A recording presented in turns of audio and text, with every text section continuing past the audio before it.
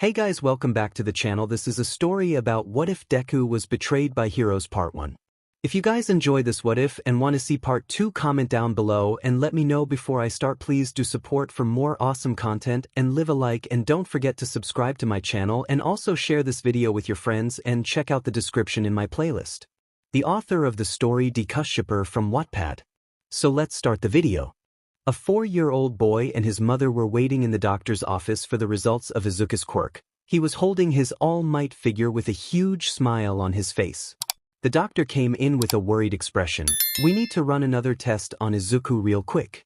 You said that you have a weaker telekinesis quirk and your husband had fire breathing, correct?" The doctor asked 𝗵𝗃𝗃𝗃 and she confirmed it. The doctor nodded and held a hand out for Izuku. "We will be back in a few minutes. It seems one of the tests got mixed up before it could be labeled, so we just have to do it again," the doctor explained, even though it was a complete lie. Izuku took his hand and they walked to the doctor's office. Izuku was confused and the doctor told him to sit down. "Is something wrong?" Izuku asked, and the doctor denied it. "Actually, Izuku, I wanted to tell you this personally. You have 2 quirks. One is very powerful and one is extremely rare. The first one is pyrokinesis. You're able to control, breath, manipulate and create fire. The other one, though, you may not understand it until you're a little older, but this quirk makes you an omega. We aren't sure exactly what you can do with it, but the gist of it is that when you find someone to bond with and they become your alpha." The doctor explained, and Izuku titled his head a little. "So like a wolf?" he asked, and the doctor was a little surprised about it but nodded. "Yes, just like a wolf. If you bond with another boy, you'll be able to have children with that person. You can have a female alpha, but she won't be able to have children. When you're older, you can come back here and I'll explain it better for you to understand, okay? How about your 12th birthday you come back?" the doctor suggested, and Izuku agreed. "Now, the only reason I brought you in here is because, Izuku, I want you to promise me you won't tell any about these quirks. Not even your mother," the doctor stated, and Izuku was confused and asked why.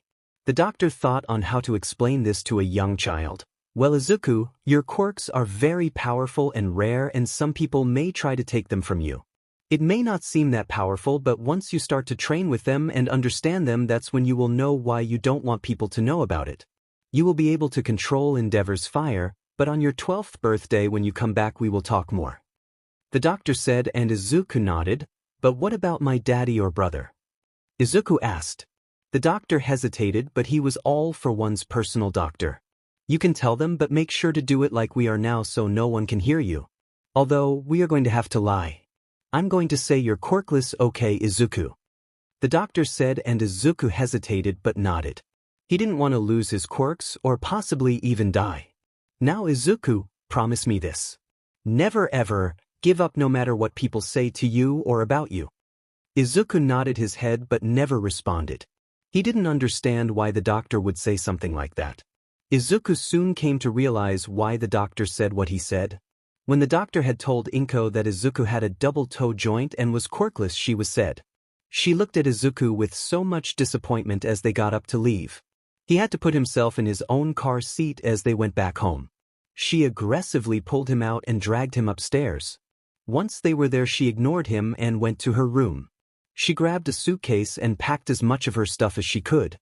She knew her ex-husband would be coming to get Izuku later or tomorrow morning for his birthday, so once she finished packing, she left. She locked the door and left a 4-year-old child alone in their apartment. Izuku came out of his room calling for his mom, but he couldn't find her. When he went to her room, he seen her clothes were gone. Once he made it back to the living room, his eyes started to water. "She left me," he whispered and started crying on the ground. Izuku had spent the next 4 days by himself, only eating what he could reach, which was mainly just granola bars and a couple Pop-Tarts. He didn't know how to cook nor make anything at all. He managed to take showers and dress himself even if they weren't matched. Izuku was shivering, wrapped in a blanket as a ball in the couch watching a movie. He didn't know how to work them, but he managed to turn the TV on. Until Friday morning, he heard the door open. "Izuku, Daddy and brother are here." He heard 𝗵𝗃𝗃𝗃 yell. He just whimpered. He was so cold and hungry he felt like he wasn't able to do anything. 𝗵𝗃𝗃𝗃 yelled, and he whimpered louder. He heard footsteps come into the room and whimpered as he started to shake. "Izuku, Tenko yelled out. He ran to his little brother and gasped at the crying Izuku. "Dad!" Tenko yelled and hugged his brother who was shaking. Hisashi came in and looked at Izuku and the trash can that happened to be filled with granola bar wrappers. Hisashi's eyes widened. "Izuku, where is Inko?" he asked as he walked to his sons. Izuku started crying from both pain and heartbreak. "She left." Izuku managed to get out.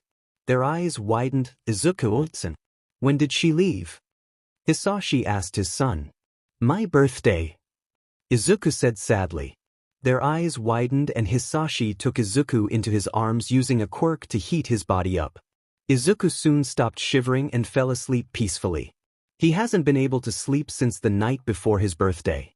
Hisashi told Tenko to go get his brother some clothes and they would be taking him with him for good. When Tenko got into his room, his eyes widened.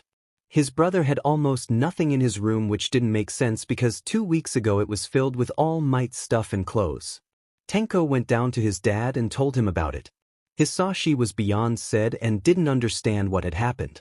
Tenko called Kurogiri and had told him that they were bringing Izuku with them. Izuku didn't wake up until the next morning, nor would he let go of his father. Hisashi had noticed how small Izuku was and was bothered by it. Hisashi had called and asked the doctor to look into the doctor that's seen him on his birthday. The doctor said it was him and asked why he wanted this information. Hisashi had explained what happened and the doctor felt terrible. He told Hisashi the truth of Izuku's quirks. Hisashi was surprised that Izuku had gotten those quirks, seeing as the fire breath wasn't his own quirk but it was one of the first few he had taken and used the most back then. Hisashi was happy for his son by asked why the doctor said to say he was quirkless. Hisashi quickly understand why, especially the 𝗵𝗃 quirk. The doctor explained it to Hisashi that the 𝗵𝗃 quirk works with the pyrokinesis. Izuku could accidentally build a bond with someone over his quirk unless he has deemed them family-like. Tenko could never build an alpha bond to Izuku because Izuku sees him as a brother, and the same with Hisashi due to him being his father. The doctor furthered to continue about the 𝗵𝗃 quirk. Hisashi, this quirk is very rare but there is a lot to go on about it. Like I said, Izuku has to build a bond with that person when they both fall in love, or even if Izuku falls in love with them, he is able to put that bond on them. Izuku has to mark that person and they will mark him, and that person will get alpha traits. Their senses, hearing, smelling, taste, etc. will be heightened like Izukus. Their speed, agility and all that come with it heighten as well. They will become more protective and observant of Izuku. They could also build a telepathic connection between the two along with feeling each other's emotions and such. The alpha, however, will become more DMT, have his own pheromones that only Izuku can smell, and likewise. There's not much details on this, but it said Izuku and his alpha could turn into wolves as well. There's not much, it's more or less a rumor as no one has seen it. The pyro quirk is basically self-explained, but if I put it in the system, the Hero Commission would try to take Izuku due to he would easily be able to manipulate Endeavor's flames and could kill him. Hisashi, be careful with Izuku in the future. When this quirk comes to life, he will become more emotional and possibly clingy to most likely you or Tenko, or he will become more detached to everyone around him. I noticed this in his eyes. His eyes sparkle when he's happy, and when he got his mother's reaction, his eyes went a little dual. He could possibly get a higher body temp when these quirks come in as well, since one is a wolf trait and one is fire. I don't think you'll be able to take either of these away, so you and the others need to train him with it so he won't lose control. The doctor explained and Hisashi didn't know what to say with it, but he was happy he could get grandchildren one day. Besides that point, he was really worried about his son now. Hisashi agreed to watch his son and the phone call came to an end. After another week, Izuku's quirk came in. His body temp did raise by a lot, but it didn't affect him. Hisashi slowly started training Izuku to see what he could do, and he was surprised that Izuku could do a lot already, but the fire was never too big. Except for breathing the fire out, that surprised both of them, and Izuku wasn't able to talk for 3 days after doing so. The doctor was correct, Izuku had gotten clingy, but to Tenko only. Hisashi didn't mind since Tenko was only 8 years old and he wasn't doing anything but online school and video games. Hisashi wouldn't start training him until he was about 12, but he still had workouts for him to do. Izuku was attached to Tenko's hip and Hisashi was surprised that Izuku hasn't started calling him mom yet. Tenko did everything for Izuku, always making sure he was happy. 𝗵𝗃𝗁𝗃 pointed out that he might have separation anxiety due to Inko leaving, and Hisashi agreed after realizing what he said. Hisashi had told Tenko, but he didn't mind it. He missed Izuku a lot since Inko would hardly let them see him after they had to move out. Tenko didn't mind the cuddles and having Izuku at his side. This continued for a couple weeks until Izuku got more comfortable around everyone and the new place. He realized that his dad, brother and 𝗵𝗃𝗁𝗃 aren't leaving him like his mom did. It made things easier for him to do things on his own. Tenko was a little upset his baby brother was doing things in his own, but he was also happy for him. As the days went on, Tenko and Izuku would train, and Izuku would be more of a little child that he's supposed to. As school came and Izuku started changing, his best friend turned on him because he told everyone he was quirkless even though he wasn't. He was being called names and earned the name Deku, meaning a useless person, and that's what everyone thought he was. That's how the next few years went, being called Deku by his classmates, teachers, and other students. Some of the older kids would call him Deku and started to get physical him. By 5th grade, Izuku had become a punching bag for those around school until 𝗵𝗃𝗁𝗃 started using his quirk on him and others caught on. Izuku didn't tell anyone about this. He didn't want to be a bother. His mental health had worsened and others could tell. 5th year, him and Tenko had met 𝗳𝗵𝗃𝗃. 𝗳𝗵𝗃 took Izuku under his wing like a little brother, and Izuku was scared, but he started to feel comfortable with him as time went on. Izuku had started to become clingy again towards Tenko and even 𝗳𝗵𝗃𝗃. Tenko was worried for his little brother, but he would always remind him that he loves him and was always there for him. As the years passed, the bullying got worse. It was so bad one day 𝗵𝗃𝗁𝗃 had near killed him after he did the damage. 𝗵𝗃𝗁𝗃 told him to take a swan dive off the roof if he still couldn't understand how worthless he was.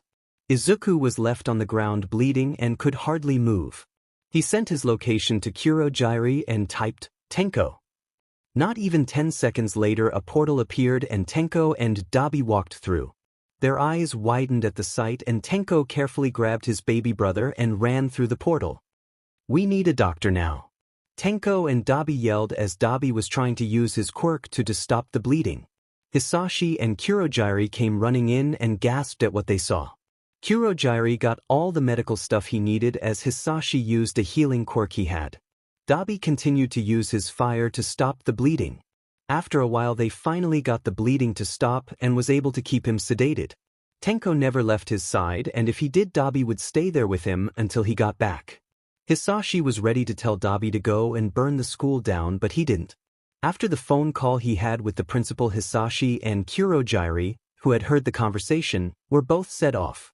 𝗵𝗃𝗁𝗃𝗃 isn't one to get mad, but he did. The school basically said they didn't care about Izuku not being there and they have noticed everything was going better. 𝗵𝗃𝗁𝗃𝗃, who had interrupted the conversation, warped there and demanded all of Izuku's records and threatened that if he left anything out he would get the authorities and hunt down villains just to get involved and make sure that they involved his family. The principal was horrified and quickly gathered everything. 𝗵𝗃𝗁𝗃𝗃 was surprised that Izuku's files were 4 inches thick. Izuku had been blamed for fights, people failing their tests for being a distraction. The nurses stopped caring for Izuku a long time ago. His grades were obviously altered to be lower than everyone else's, but what set 𝗵𝗃𝗁𝗃𝗃 off about the school work was Izuku had gotten a 100 on 3 tests and the teachers gave him an F for cheating. Don't blame 𝗵𝗃𝗁𝗃𝗃 and 𝗵𝗃𝗁 if a few teachers and principal came up missing. 𝗵𝗃𝗁 was beyond sad at the file he was shown, but one thing he couldn't do was interfere in someone else's territory. However, he was glad it was the boss, the leader of the Shie Hassakai. He immediately gave him a call. Hisashi B. Boss B. Hello 𝗵𝗃𝗁, how can I help you? We need to talk. I'm 2 seconds away from destroying a school in your territory, but I think you will understand why. B. Oh, this is new. I don't think I have ever heard you this said before. Because I just had to save my son from bleeding out and dying, and I don't even know if is okay and going to wake up. I'm sorry, I didn't mean to lose my cool. My son sent 𝗵𝗃𝗁𝗃𝗃 his location and only put his brother's name in the text. When him and 𝗳𝗵𝗃𝗃𝗃 had arrived, they found Izuku in a pool of his own blood, passed out. His wounds were so bad I don't know if they are fully healed. He has burn marks and stab marks all over him and words carved into him. He's a 13-year-old boy. Tenko won't move from his side unless forced to. He hasn't slept since this happened. I made a phone call to his school and they pretty much just brushed it off, saying they could care less if he died. 𝗬𝗄𝗫 went and got his file and it had to be at least 4 inches thick. Izuku told everyone he was quirkless to protect his quirks, and he's been being bullied every day, blamed for the fights others had started. The teachers were failing him and calling him a cheater for getting 100s on tests and quizzes. They also changed his name from Izuku Midoriya to Deku. I can't lose my son. He was getting so much better, and the past few months he's gone down dramatically. He became attached to Tenko again and sometimes 𝗬𝗵𝗃𝗧𝗵. He looks horrified and ready to have a mental breakdown if a door gets slammed or you drop something. Hisashi, I apologize for the treatment your son is getting. That is not fair to him, but I won't give you permission.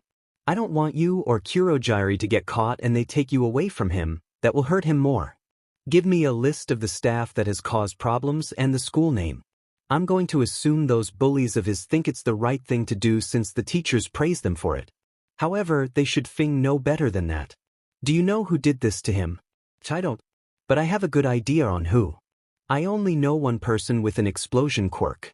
And it's Inko's best friend's son. Katsuki Bakugo. We will see to it. Also, if it helps, I could have my nephew come over and fix Izuku for you. He's around Tenko's age. I'll just have to talk to him. Thank you, I would appreciate that. I know he might not, but I will give him whatever he wants to save my son. I will let him know. Thank you. The phone call had ended and Hisashi was now a little worried for that school, for the hell they were about to receive. He could tell by the sound of his voice that the boss was said. Him being said is worse than all for one on a set-off rampage. Izuku was removed from that school immediately and would now be homeschooled. 25 minutes after the phone call, boss had told Hisashi that Kai would help him. Probably out of fear, but no one was complaining. Not even Kai. 𝗬𝗄𝗫 opened a portal when they received their location. Kai, Hari, and one set-off boss walked through. Hisashi nodded and they followed him to Izuku's room. Tenko and 𝗬𝗵𝗃𝗧𝗵 were asleep by his bed and 𝗬𝗄𝗫 had warped them to their own beds. The three gasped at what they seen. Izuku's almost lifeless body laying there with wires across him, most likely keeping him alive. Kai didn't know what to think, but he quickly slipped his glove off and looked at Hisashi. He may still have scars from this. I need to focus more on fixing his wounds so I can save him. Kai told Hisashi, who just nodded and said it was fine. Within 5 minutes Izuku's wounds were healed and did leave scars across his body. Kai, however, looked at his face and opened an eye. There was damage on both, so he fixed that also. Izuku wouldn't be blind nor have facial scars since Kai put a little extra focus on fixing that. The others were surprised at what Kai had done but were thankful for it. He told them that Izuku probably wouldn't wake up for a few days due to all the damage he had to heal, but he would be perfectly fine. Psychically at least. Hisashi thanked them again as they walked through the portal. 𝗬𝗄𝗫𝗃𝗧𝗵 started to clean the BLD off of him as he slept. Now, while they were waiting for Izuku to wake up, they had no idea what the boss was planning. After Kai had helped save Izuku, Kai felt weird. He couldn't understand it. He didn't freak out as he was touching Izuku, nor did he freak out when his BLD touched him or when it accidentally gotten in his mouth, but he pushed it aside and thought it was just the spur of the moment type of thing. He was horrified of what he had seen along with his uncle's voice. He showered and changed his clothes and went to the emergency meeting that was calling. The boss was beyond said, who the F does that to someone else? Not even villains would do something like that to a kid, even if they were a 𝗵𝗃𝗃𝗃𝗃 kid. Kai was the last to arrive, which his uncle pushed past. He did have a lot of BLD on him. There was several people here, the 8 bullets, or the 8 precepts of death. Kai and Hari were the youngest at 17, but they were beyond said with what they seen. Good, everyone's here. Now 𝗵𝗃𝗃𝗃, listen. The boss started and everyone was worried. The boss never cussed or said any foul language like that unless he was beyond said/livid. I got a call from a friend earlier this afternoon. He wanted permission to take down a school in our area. I refused due to the reasons of I didn't want his anger to blind him and he get caught and taken away from his sons who need him. Especially the youngest. His youngest has two quirks. One is extremely powerful and the other is extremely rare. He was told to hide these quirks so no villains or others could come after him, like the hero commission due to one of his quirks. He could easily take 𝗵𝗃𝗃𝗃 with a flick of his wrist and even All Might. The heroes would take him into their custody and we don't want that. Back to the point. The kid had to tell people he was quirkless. This resulted in bullying. Badly. This 13-year-old boy was on death's bed. He was covered in burns, cuts, anything you could think of. 𝗵𝗃𝗃𝗃 had to help save him, and you can ask 𝗵𝗃𝗃 and 𝗵𝗃𝗃 the state that boy was in. It was terrible. No villain would ever do such a thing, and I know more villains than you could possibly think of. The boss said, and Kai and Hari nodded in agreement, which shocked everyone. If Kai had to help save someone even with his phobia, it was bad. The boss explained what they were going to do. Hari, along with Toya and Minamoto, were going to the 𝗵𝗃𝗃𝗃's house. The others, they were taking down the school and the teachers. Everyone agreed after the boss showed them pictures of Izuku before Kai had helped him. They were set off and disgusted, not because the way Izuku looked, no, it was why he looked like that. Kids his own age did something like this, and to make it better, they were going to be heroes. Once the three arrived at the 𝗵𝗃𝗃𝗃's house, they were glad both of his parents were there. They wore regular outfits and kept their masks at home. They didn't want to be seen, but they were said, and Minamoto had a feeling this boy's parents weren't even aware of their son's actions. Hari knocked on the door, not so nicely, and Mitsuki opened the door. Who the hell are you? The three looked at her. Makes sense where your brat of a son got his dinin attitude. Hari commented, and Mitsuki raised an eyebrow. Hope your husband's home because we need to discuss the future of your son before someone finds out and kills him. Toya commented with a lot of hate in his voice. Mitsuki gasped and allowed them inside. Once they sat down, Masaru raised an eyebrow but didn't say anything because the look on his wife's face. What did Katsuki do now? He asked, and they all turned to him. Are you aware of what your son has been doing at school? Minamoto asked. If you guys are asking, I'm guessing this is something bad. Masaru added. The three nodded. Once Mitsuki sat down next to her husband, the three stood across from them. Minamoto grabbed the pictures of Izuku out of the folder and laid them out in front of them. The two gasped at what they saw. It covered their mouths so they wouldn't throw up everywhere.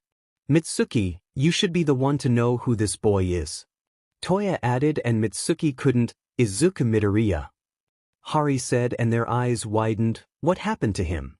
Masaru asked, but he had a feeling on who did. The three could tell he knew who did but didn't want to believe it.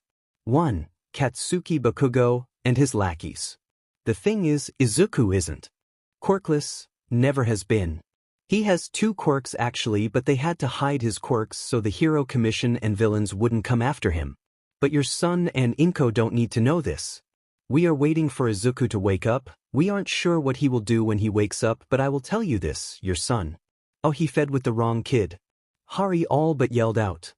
Let your son think he murdered Izuku Midoriya. If he shows any signs of grief towards Izuku, then tell him, but I'd wait a few months. He seems like an arrogant, egotistical, pride-filled brat. However, you can't fully blame him for all the bullying he did. The teachers allowed it, they even took part of it. You should look into a new school for him because that school is going down into the ground. Minamoto said, and the 𝗵𝗃𝗃𝗃s were stunned at what he said but agreed to it. The police may show up and ask you questions. Do not. And I repeat, do not tell them we were here. It'll make everything worse for you. Toya said, and they nodded. They took the pictures back and left the 𝗵𝗃𝗃𝗃s. Back at the school, the rest of the Shie Hassakai were said and gave off one manslaughtering aura as they walked in. The kids at the school were horrified because they actually wore their plague masks. The teachers were horrified, and the principal was as well. He wasn't sure why they are in his school, but he was about to find out. When the principal came into the hallway, "What can I help you all with?" he asked, cursing himself for stuttering. Glad you asked. Izuku Midoriya's classroom. The boss didn't ask but demanded an answer. The teacher got a little too excited and led them the way. What do you need Deku for? He isn't in school today, he actually got pulled out. The principal said, and the Yakuza stopped. What did you just call him? Kai asked in a deadly tone that surprised the hell out of everyone. No one expected Kai to be the one to get so set off about this. I mean Izuku Midoriya. The principal corrected himself, but it came out more of a question which said, "Everyone off." "Classroom." Kai demanded, and the principal nodded and continued walking. They stopped at the door, and Kai didn't wait to slam the door open, grabbed the 𝗵𝗃𝗃𝗃 principal and bring his dumb butt in here. Kai demanded, and the boss was stunned but covered it up, grabbing the principal by the throat, dragging him into the classroom. The students gasped, "Why the hell is the Shie Hassakai here?" The teacher asked in complete shock. The students' eyes grew wide when they heard that. The Shie Hassakai was known as a deadly gang, the #1 deadliest group of the Yakuza of all Japan, but now they were wondering why the hell they were in their school. "Izuku Midoriya. That's why we're here." Kai growled out. 𝗵𝗃𝗃𝗃 started laughing. "What did that useless F do now? Too bad he isn't here so you can't kill him." He laughed out as the others chuckled. Kai pulled his glove off and killed the principal in front of them. More like exploded him. Some screamed while others were horrified except one who shook his head, but no one seen it. "So you're Katsuki 𝗵𝗃𝗃𝗃. The reason we're here isn't to kill him. Better yet, I think killing you would be better for what you and these useless brats you call friends did to him. You picked the wrong kid to mess with, 𝗵𝗃𝗃𝗃. I had to try to save him but I couldn't. You murdered him. You and all your friends killed him, and for what? Because you thought he was quirkless. He wasn't. He hid his quirks from all of you at the request of his father and the doctor. So Katsuki 𝗵𝗃𝗃𝗃, how about we have a little fun and I can make you feel the pain Izuku had to go through. All you are is an egotistical, pride-filled, arrogant piece of shit with a shitty quirk. Or I could take your quirk away and watch you suffer. Actually, I got the best plan yet. I'll be sending all the pictures and videos of you and your friends to Principal Nizu of UA and watch you all suffer for not being heroes. You'll be thrown away in Tartarus for manslaughter and so many other charges." "I think that will do just fine." Kai all but yelled out. It scared everyone, even his own men, at how he was acting, and the boss had a good reason why. He thinks Kai made a bond to Izuku without even knowing it, but that wasn't the complete cause. Kai hated people like 𝗵𝗃𝗃𝗃. He hated them with a passion. Especially that he wanted to be a hero after everything he's done. 𝗵𝗃𝗃𝗃 and the others' eyes were wide and they couldn't breathe with the murderous aura surrounding the Shie Hassakai, but Kai didn't give off a murderous aura, he gave off a bloodthirsty aura, and that was terrifying. No one could talk or move, and Kai smirked under his mask at that. "I think we've done enough, we will be back for you. 𝗵𝗃𝗃𝗃. Katsuki," Kai said as he put his glove back on and walked out with his men following him. No one said a word, but the boss was worried. A lot about his nephew. He would have to call Hisashi later and explain what happened with Kai. He wasn't sure how to react, but he also knew everyone was going to act the same, but they weren't planning on killing anyone. After they left the middle school and started collecting all the data they needed, and they actually sent it all to Principal Nizu with the following note. To Principal Nizu, attached to this email are documents, photos, and videos of these students torturing their previous classmate Izuku Midoriya. He is not dead due to my nephew's quirks saving him along with his brother and father. He is, however, in a coma. Some of the pictures are graphic, so please prepare yourself for what you are going to witness in these. There are 3 of Izuku Midoriya. The main tormentor is 1, Katsuki 𝗵𝗃𝗃𝗃. He is aiming to be a hero at UA, but I know how laws work and that you will need to speak with Izuku about this and what he wants to do. I'm sure you will involve the police in this matter, but make it clear that they do not try to come after us. We will not tolerate the police on our land. We are in an agreement with them, however a few things happened today, but I will handle it. I hope you enjoy the start of destruction I gave you. The boss. P.S. Izuku Midoriya is not a fan of heroes, but he is a huge fanboy when it comes to Eraserhead. He is the only person he sees as a true hero. Now when Nizu received this email, he was curious. Once he started reading it, his anger was growing, but it went to shock when he read who it was from. His mind was going 200 miles per hour on what this boy means to them, if they reach out to the hero side for this. He understood with the kid, but for all of this. This was something new. He took a deep breath and prepared himself for the pictures. He opened the ones of Izuku first and gasped loudly at what he seen. This had to be worse than his past at the shape that boy was in. He then started with the videos and he was growling like a feral animal with what his eyes were seeing. As he continued to watch the videos and such, he felt sick to his stomach at watching this. He was quick to call in the detective on emergency.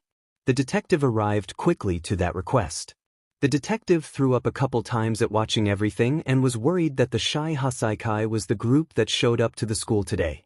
He told 𝗵𝗍 how the principal was murdered brutally in front of all the students, but now he understands why it happened.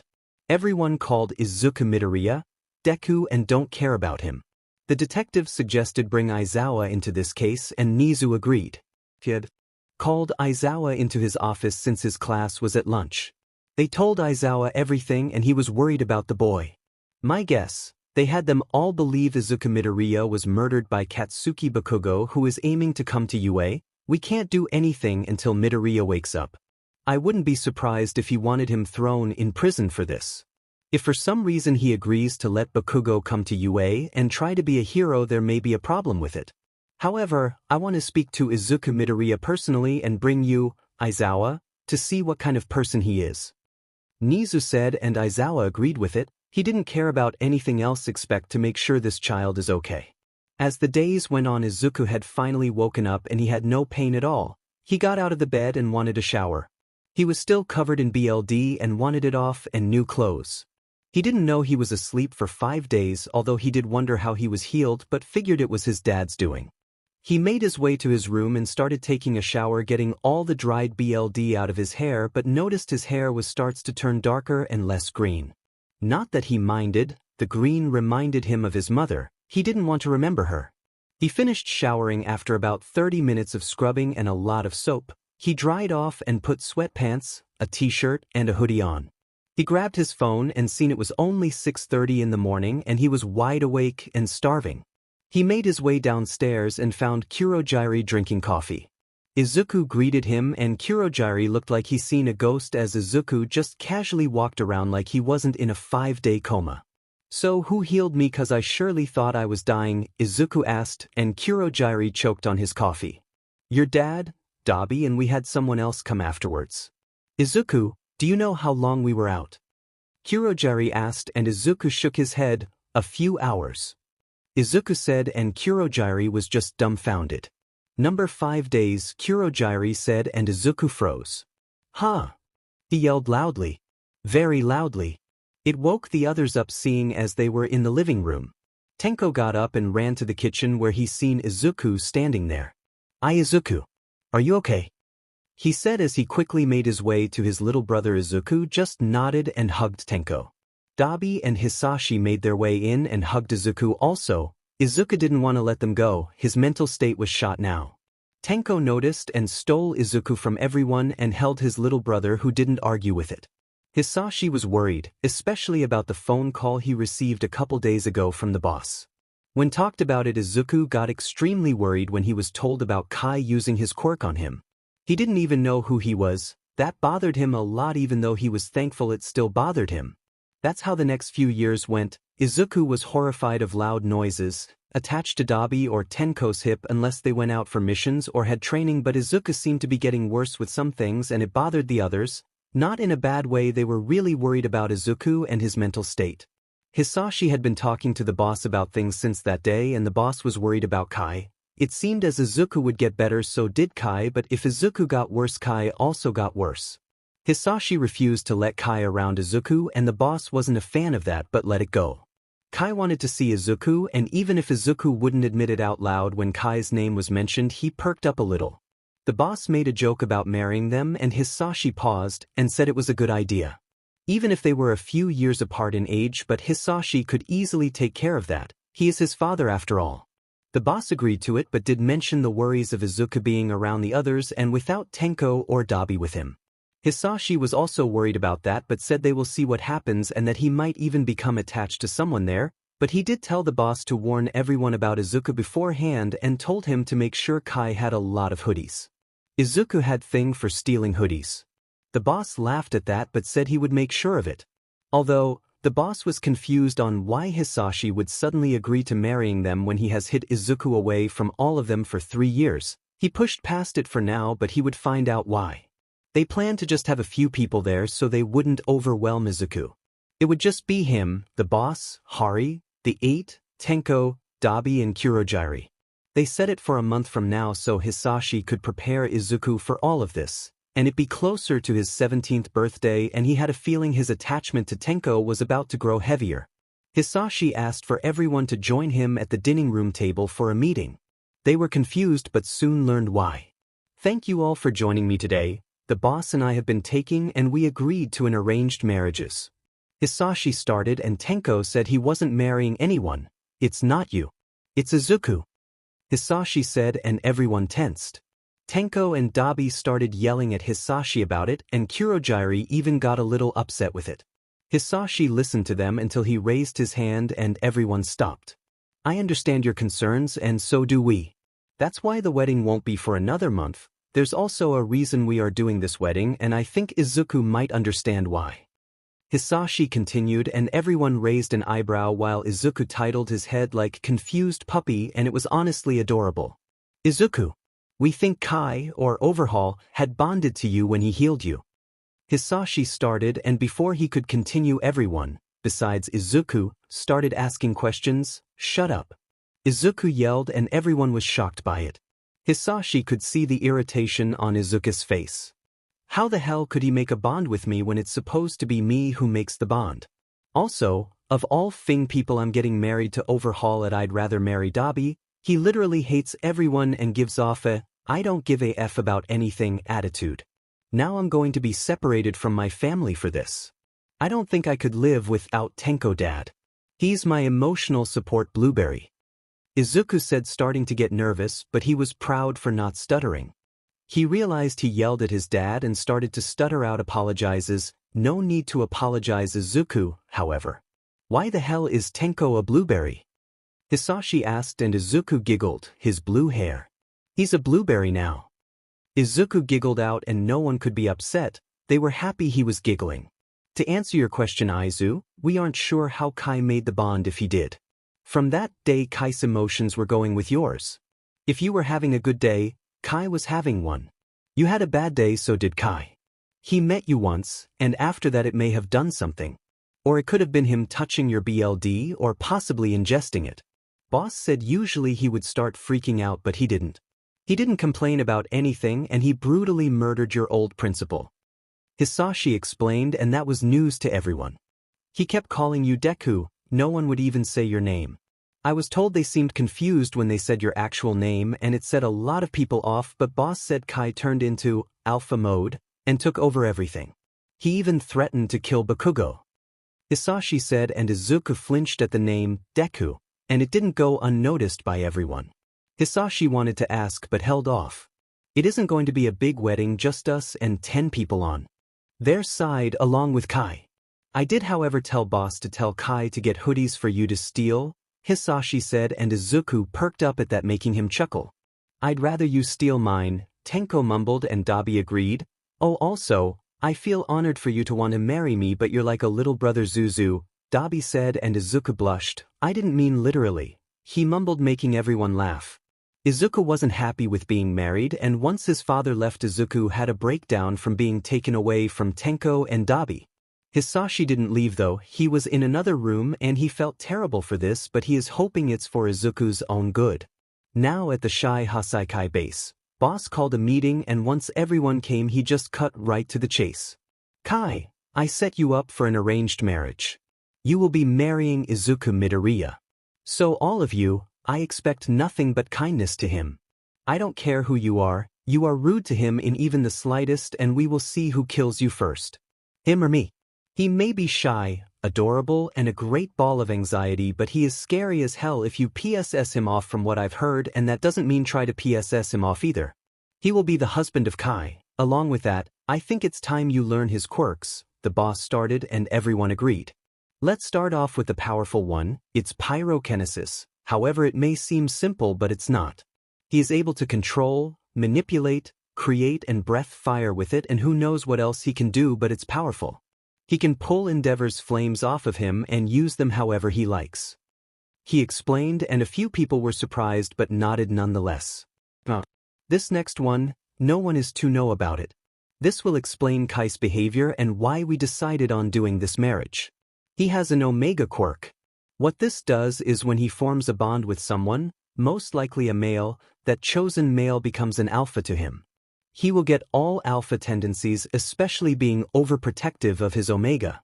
However, Kai seems to have created a bond to him and isn't aware of it. 𝗵𝗃 and I discussed this several times and found when Izuku has a good day, so does Kai. If Izuku has a bad day, so does Kai, but Kai's anger gets worse than Izuku's will.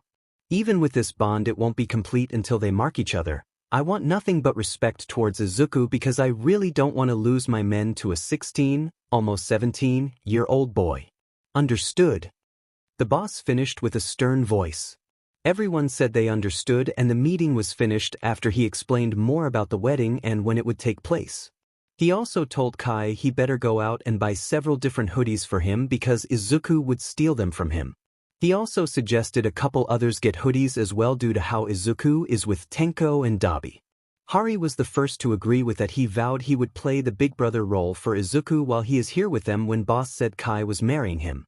𝗵𝗃's happiness didn't go unnoticed by the boss, and he had a feeling 𝗵𝗃 was going to try and play the role of 𝗵𝗃𝗺 and Tenko, knowing he would never be them, but he would try to be big brother role he needs here. Later that night, boss called Hisashi and they discussed how everything went.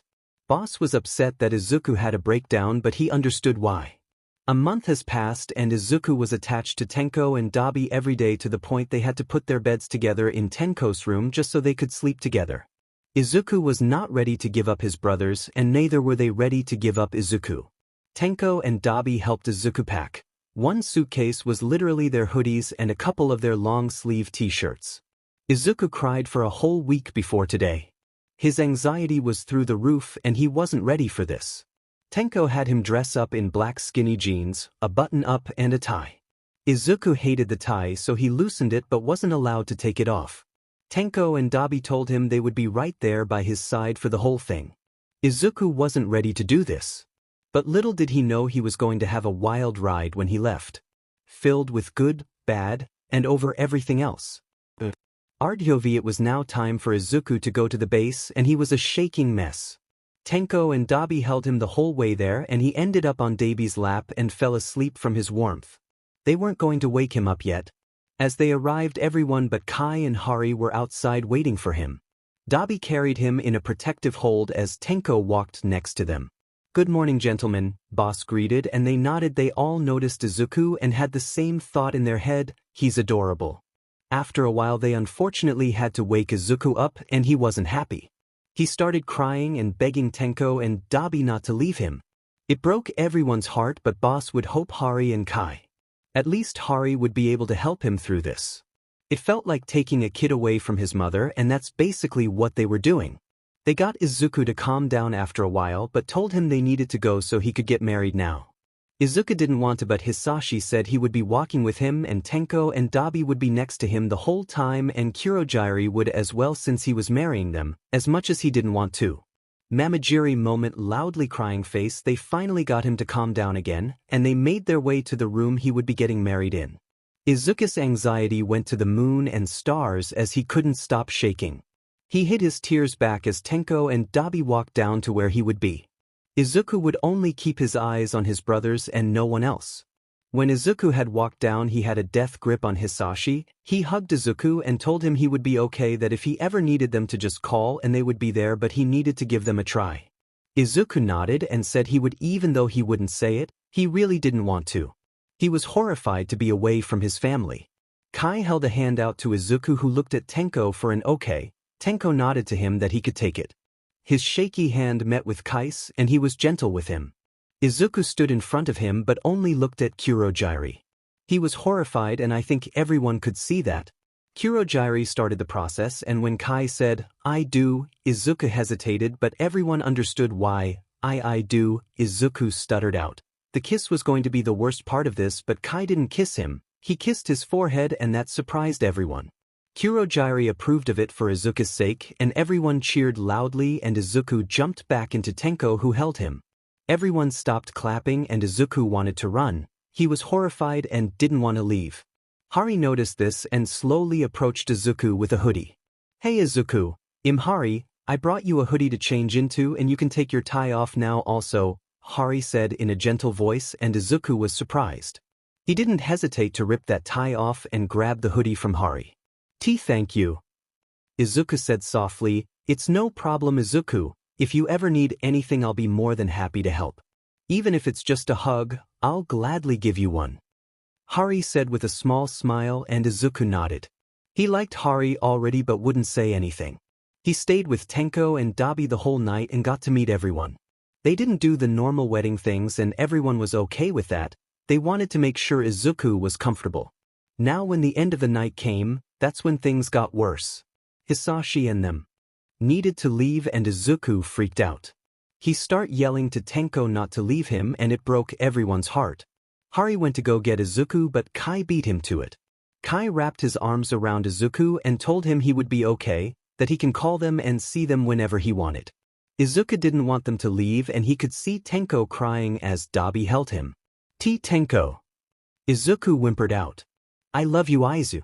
I'm not leaving you, I will always be here for you.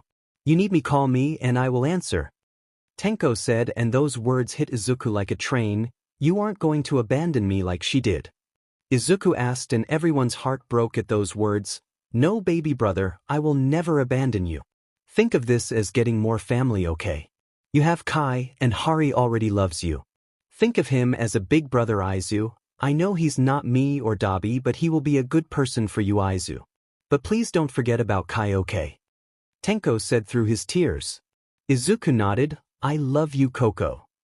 Izuku cried out, I love you too Zuzu, Tenko said as 𝗳𝗵𝗃 carried him through the portal 𝗬𝗫𝗁 opened. Once they were gone, Izuku broke. Kai held him close to him as Izuku sobbed in his chest. Kai wasn't good at comforting people but he tried his best. Hari came over and rubbed Izuku's back. It's okay to not be okay Izuku, they aren't abandoning you. I know it's hard but you have all of us here also, you need a big brother I'll gladly be that person for you okay? I know he looks mean and but Kai is really sweet and I know he will care for you. Hari said and Izuku giggled a bit. I am not mean nor am I but Hari, Kai basically pouted. Sure whatever helps you sleep at night, Hari said back and Izuku laughed at that. Ready to go to your room Izu. Or if you don't want to be alone you can stay with Kai or myself, Hari suggested and Izuku tensed a little. Don't worry we won't hurt you or do anything to you. You'll be safe with us. No one can hurt you here, Hari reassured him and Izuku shyly nodded. I guess I'll go with Hari. Since Kai doesn't like germs. Izuku mumbled and Hari glared at Kai. You can be my little germ and I think I'll be fine with you. Kai said Izuku looked up at him blinking a few times and let his walls come down as he busted out laughing. Hari joined him. That was the cheesiest thing I've ever heard, Hari yelled out as they were laughing and Kai just rolled his eyes. The others were looking at them not knowing to be concerned or happy that Izuku was laughing. Oh whatever. You can stay in my room. Or our room I guess now. Either or you can stay with me. I have hoodies and blankets. Kai said and Izuku perked up, what kind of blankets? Izuku asked seriously and they got a little surprised by the change in his voice. I got many, fluffy, fuzzy, all you could ask for. Kai said. The sparkle in Izuku's eyes didn't go unnoticed by them. Let's go. He yelled out and ran out the door leaving a surprised group of people behind. Does he even know his way around here? Kai asked, I don't think so. Hari answered, he probably does. He is a genius at everything including hacking.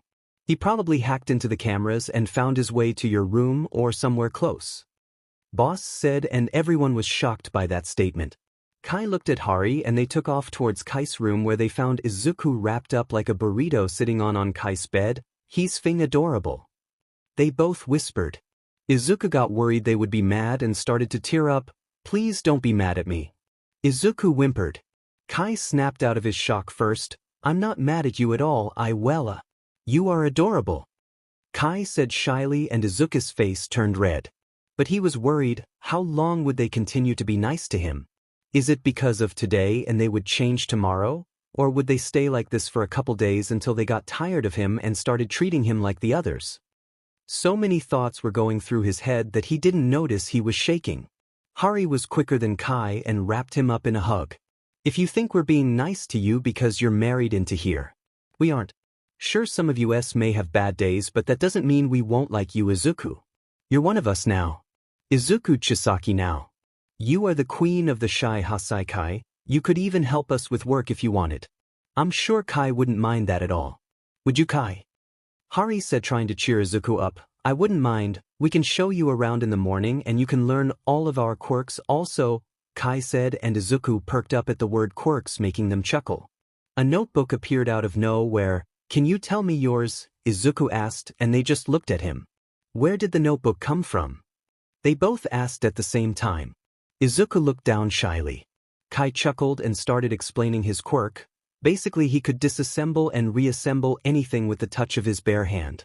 Izuku's hand was going 50 miles per hour, writing everything down with just a simple description. He managed to write out 3 pages front and back of analysis on him. His name, quirk name, every DM in detail about him. Kai and Hari watched him in awe.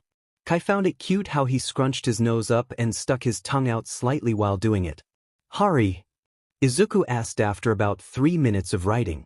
Izuku once again starting writing at an intense speed with just little information.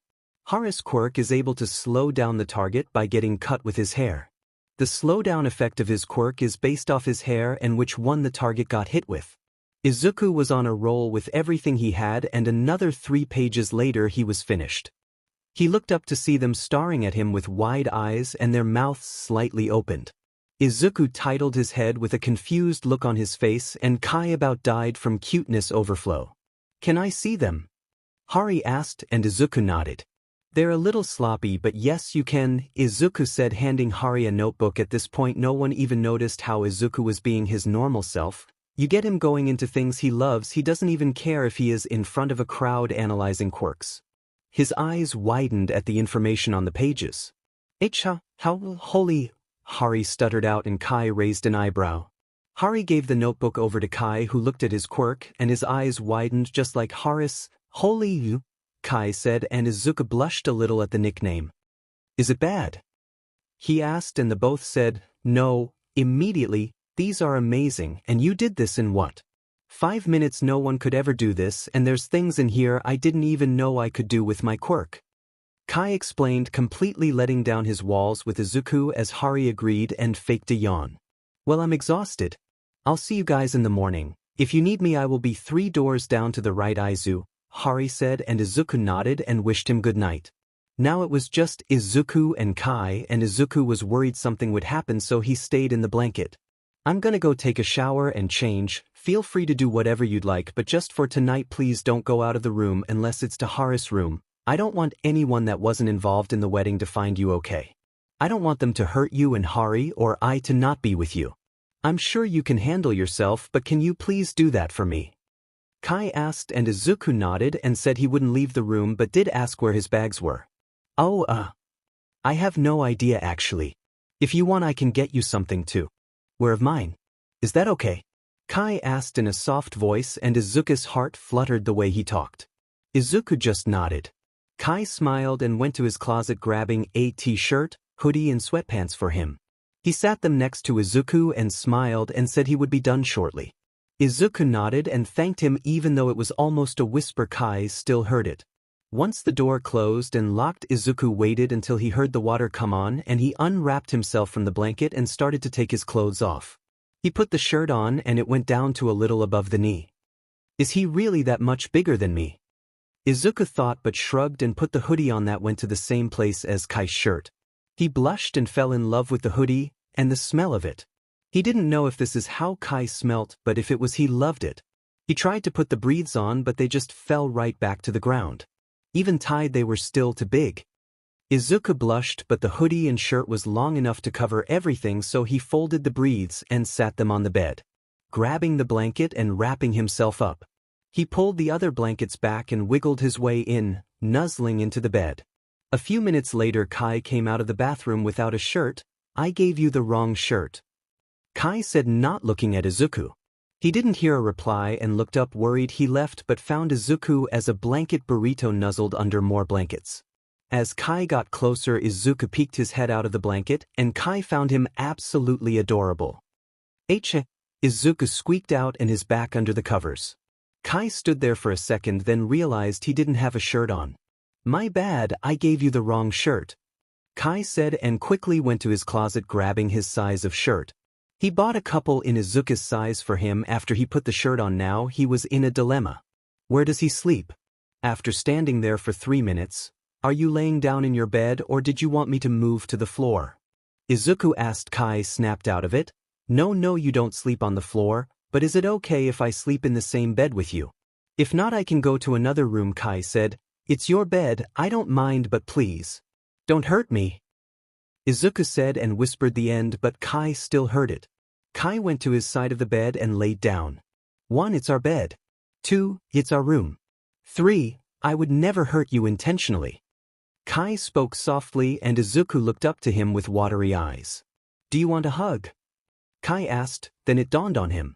He isn't affected by touching Izuku. It doesn't bother him at all. He doesn't mind Izuku wearing things of his, using things of his. He doesn't mind Izuku at all. Weiss, Izuku said, trying not to cry. Kai moved towards him and wrapped his arms around him, holding him. Izuku started crying into his chest and Kai tried to comfort him.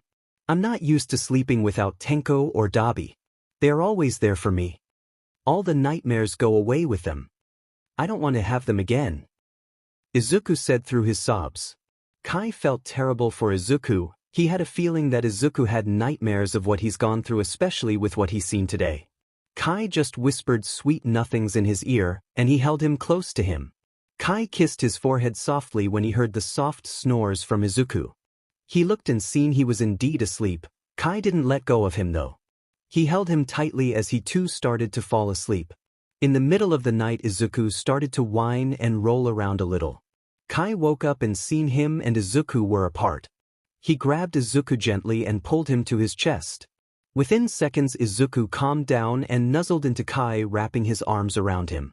I don't think he knows it's me holding him, Kai thought before going back to sleep. Kai was the first to wake up and Izuku was still hugging him tightly. Kai didn't know when Izuku would wake up, but Kai was also very deep in thought about wanting to know if Izuku's hair was as fluffy and soft as it looked, so he said F it and started to pet his hair. It was indeed soft and fluffy just like it looks. Izuku hummed in his sleep, nuzzling closer to Kai. Kai was going to feel bad when Izuku woke up and realized who he's cuddling with. Izuku started to stir but leaned into Kai's hand that was going through his hair. Until Izuku squealed and went under the blankets, rolling away. If Kai didn't catch him, he would have rolled off the bed. Whoa, calm down Izuku, you're gonna fall off the bed, Kai said, chuckling softly. Izuku stopped moving and peeked his up from under the blankets, looking at Kai. Izuku loved the touch but was scared. He didn't want Kai to pull his hair like the others would if he didn't do as they said. Even without being in school for 3 years, Izuku was still horrified of other people. He never would leave the base. Sometimes he would at night when he couldn't sleep. That's how he met Eraserhead. It was the morning after his birthday, after the middle school incident, when he met him. Aizawa found Izuku on a rooftop with his legs dangling over the edge. Flashback: Izuku was sitting on the edge of a building around 3:30 in the morning. His legs were swinging back and forth as he was enjoying the night sky view. Izuku wasn't going to jump, he just wanted time alone. Around 4 a.m. Izuku heard a light thump and knew who it was. Hello Eraser, appealing view isn't it? Izuku asked and Eraser was shocked. Are you gonna jump? Eraser asked. Nope, I just like the view. The city is so far away but yet it looks so close at the same time. I can see the stars, listen to the sounds, and it's calming. It's my own escape from reality, Izuku explained, and Eraser nodded. He went and sat next to the kid and noticed him immediately. What's your name, kid? Erased asked. You should already know, you are working on my case, aren't you? Izuku questioned back. Eraser hummed. Just wanted to make sure I had the right person is all. How are you? Eraser asked. Izuku was silent for a moment. Can I trust you? And you not go to the police or start a bunch of SHT? Izuku questioned. Yeah, I won't tell anyone what we talked about unless needed to, Eraser confirmed. Izuku hummed and stayed silent for a moment. You want the honest truth? Izuku asked. Eraser hummed. I'm shitty. Everyone turned their backs on me because my lack of quirk. Truth is, I have 2 quirks. One is rare and one is powerful. My dad didn't want me to get taken away by the Hero Commission because of them, so he told me to hide them and tell everyone I didn't have a quirk. My mom abandoned me and now I feel like my dad and brothers will as well. I'm not suicidal though, depressed, stressed, and a hot mess maybe but not suicidal. Even all the suicide baiting, spider lilies, and even murder threats, still not suicidal. But because I'm a Fing genius. My IQ could compete with Nizu's, but I would never go to UA or be with heroes.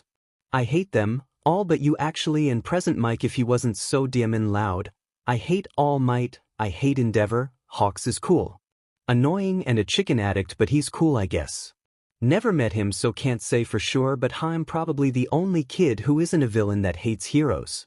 My mom made me do everything in All Might and I hated it. I hated the smile in his face, the dumb but hair. He looks like 𝗵𝗃𝗃𝗃𝗃 dressed as Captain America on Halloween, Izuku said, making him and 𝗳𝗏𝗃 both chuckle. If you want to know why I hate them I'll tell you, All Might almost killed my dad. He didn't care about the damage he was doing around the city or anything. He just wanted to kill the villain he was after, so he tried and my dad almost died from getting in between them not meaning to. All Might didn't even care about the citizens around him or what he was doing. All he wanted was the villain. Endeavor, I mean do I really need to explain why I hate that flaming trash can? Izuku explained and 𝗳𝗏𝗃 was a little shocked in what he heard but chuckled about Endeavor. Not really, but you can, 𝗳𝗏𝗃 suggested. He's an abusive piece of SHT, basically killed his first son. Well supposedly I don't think he killed him, I think he got tired of his SHT and ran away. If Endeavor was my dad that's what I would do. Abused his wife, leading her to burn their youngest son. Shut up. 𝗵𝗃𝗃𝗃 told all his other kids they're mistakes and worthless to him. But his youngest is the masterpiece of all 4 kids. Well, I guess I could be honest with you but I don't want you going back and tell other heroes about it. Izuku kept explaining. 𝗳𝗏𝗃 raised an eyebrow. 𝗃𝗏 isn't dead. That I know of anyways. Him and my brother used to be friend. 𝗃𝗏's about a year older than my brother so we used to hang out a lot. He told us everything about his family but I hated Endeavor before that. He's a PP and doesn't care about anyone just like All Might. Actually that's a lie, only thing he cares about is having his kids surpass All Might cause he can't. Like did the dipshit ever think of why he would never surpass All Might? Maybe if he wasn't a PP and cared about his job then he would be number 1. And also by the time Shoto even graduates to be a hero there's a 97% chance All Might would be retired already. But I'm guessing you're not here to listen to me beach about 𝗵𝗃𝗃𝗃 and Endeavor are you? Izuku stopped ranting and asked. 𝗳𝗏𝗃 shook his head. Well kind of. Nizu said if I ever came across you to ask you to come to UA so he could talk to you but I knew from the start you wouldn't do that. He just wants to know what you want to do with Bakugo and see if you're okay kid. Honestly I do also but I can tell you're psychically fine, 𝗳𝗏𝗃 answered truthfully.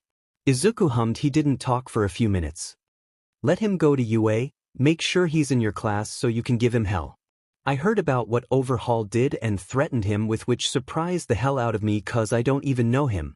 If his attitude and him being an egotistical bastard doesn't change. One day, when I'll be able to face him, I will. I can't even be calm if a door slammed too hard. Sends me straight into a panic attack or sometimes even a PTSD attack. I'm in therapy but it's hard when you feel everything is your fault because what Baku bitch did to you for 10 years. He used to be my best friend before I had to hide my quirks. Can't fully blame it all on him though, all the teachers encouraged it and made him think it was the right thing to do. Hell they would even use me for him to be better. If he would stay quiet throughout the day the teachers would let him have a free for all to me.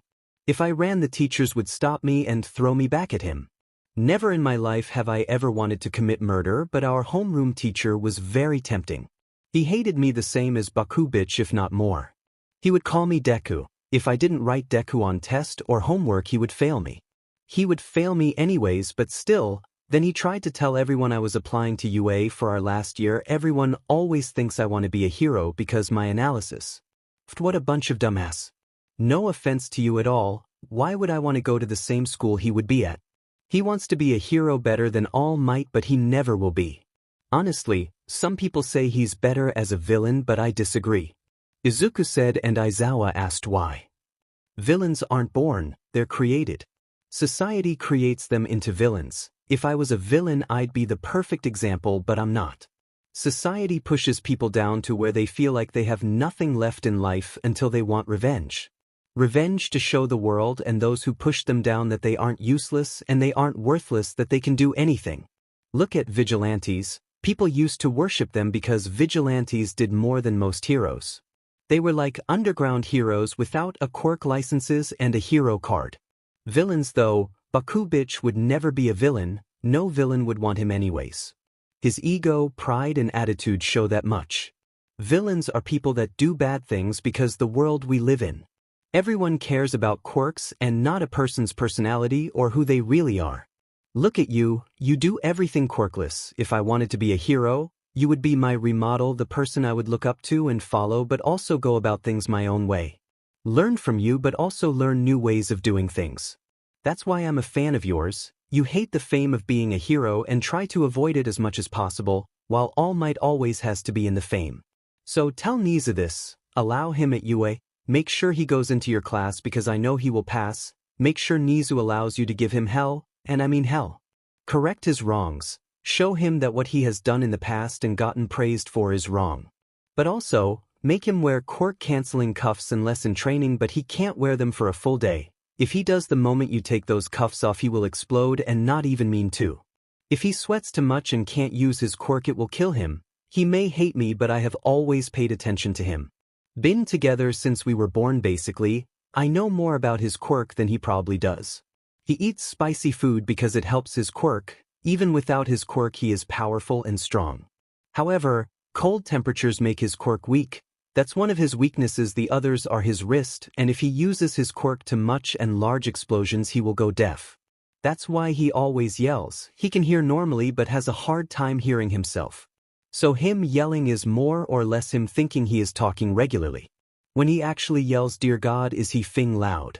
If he isn't able to use his quirk like I said, it will hurt him, he won't show it though.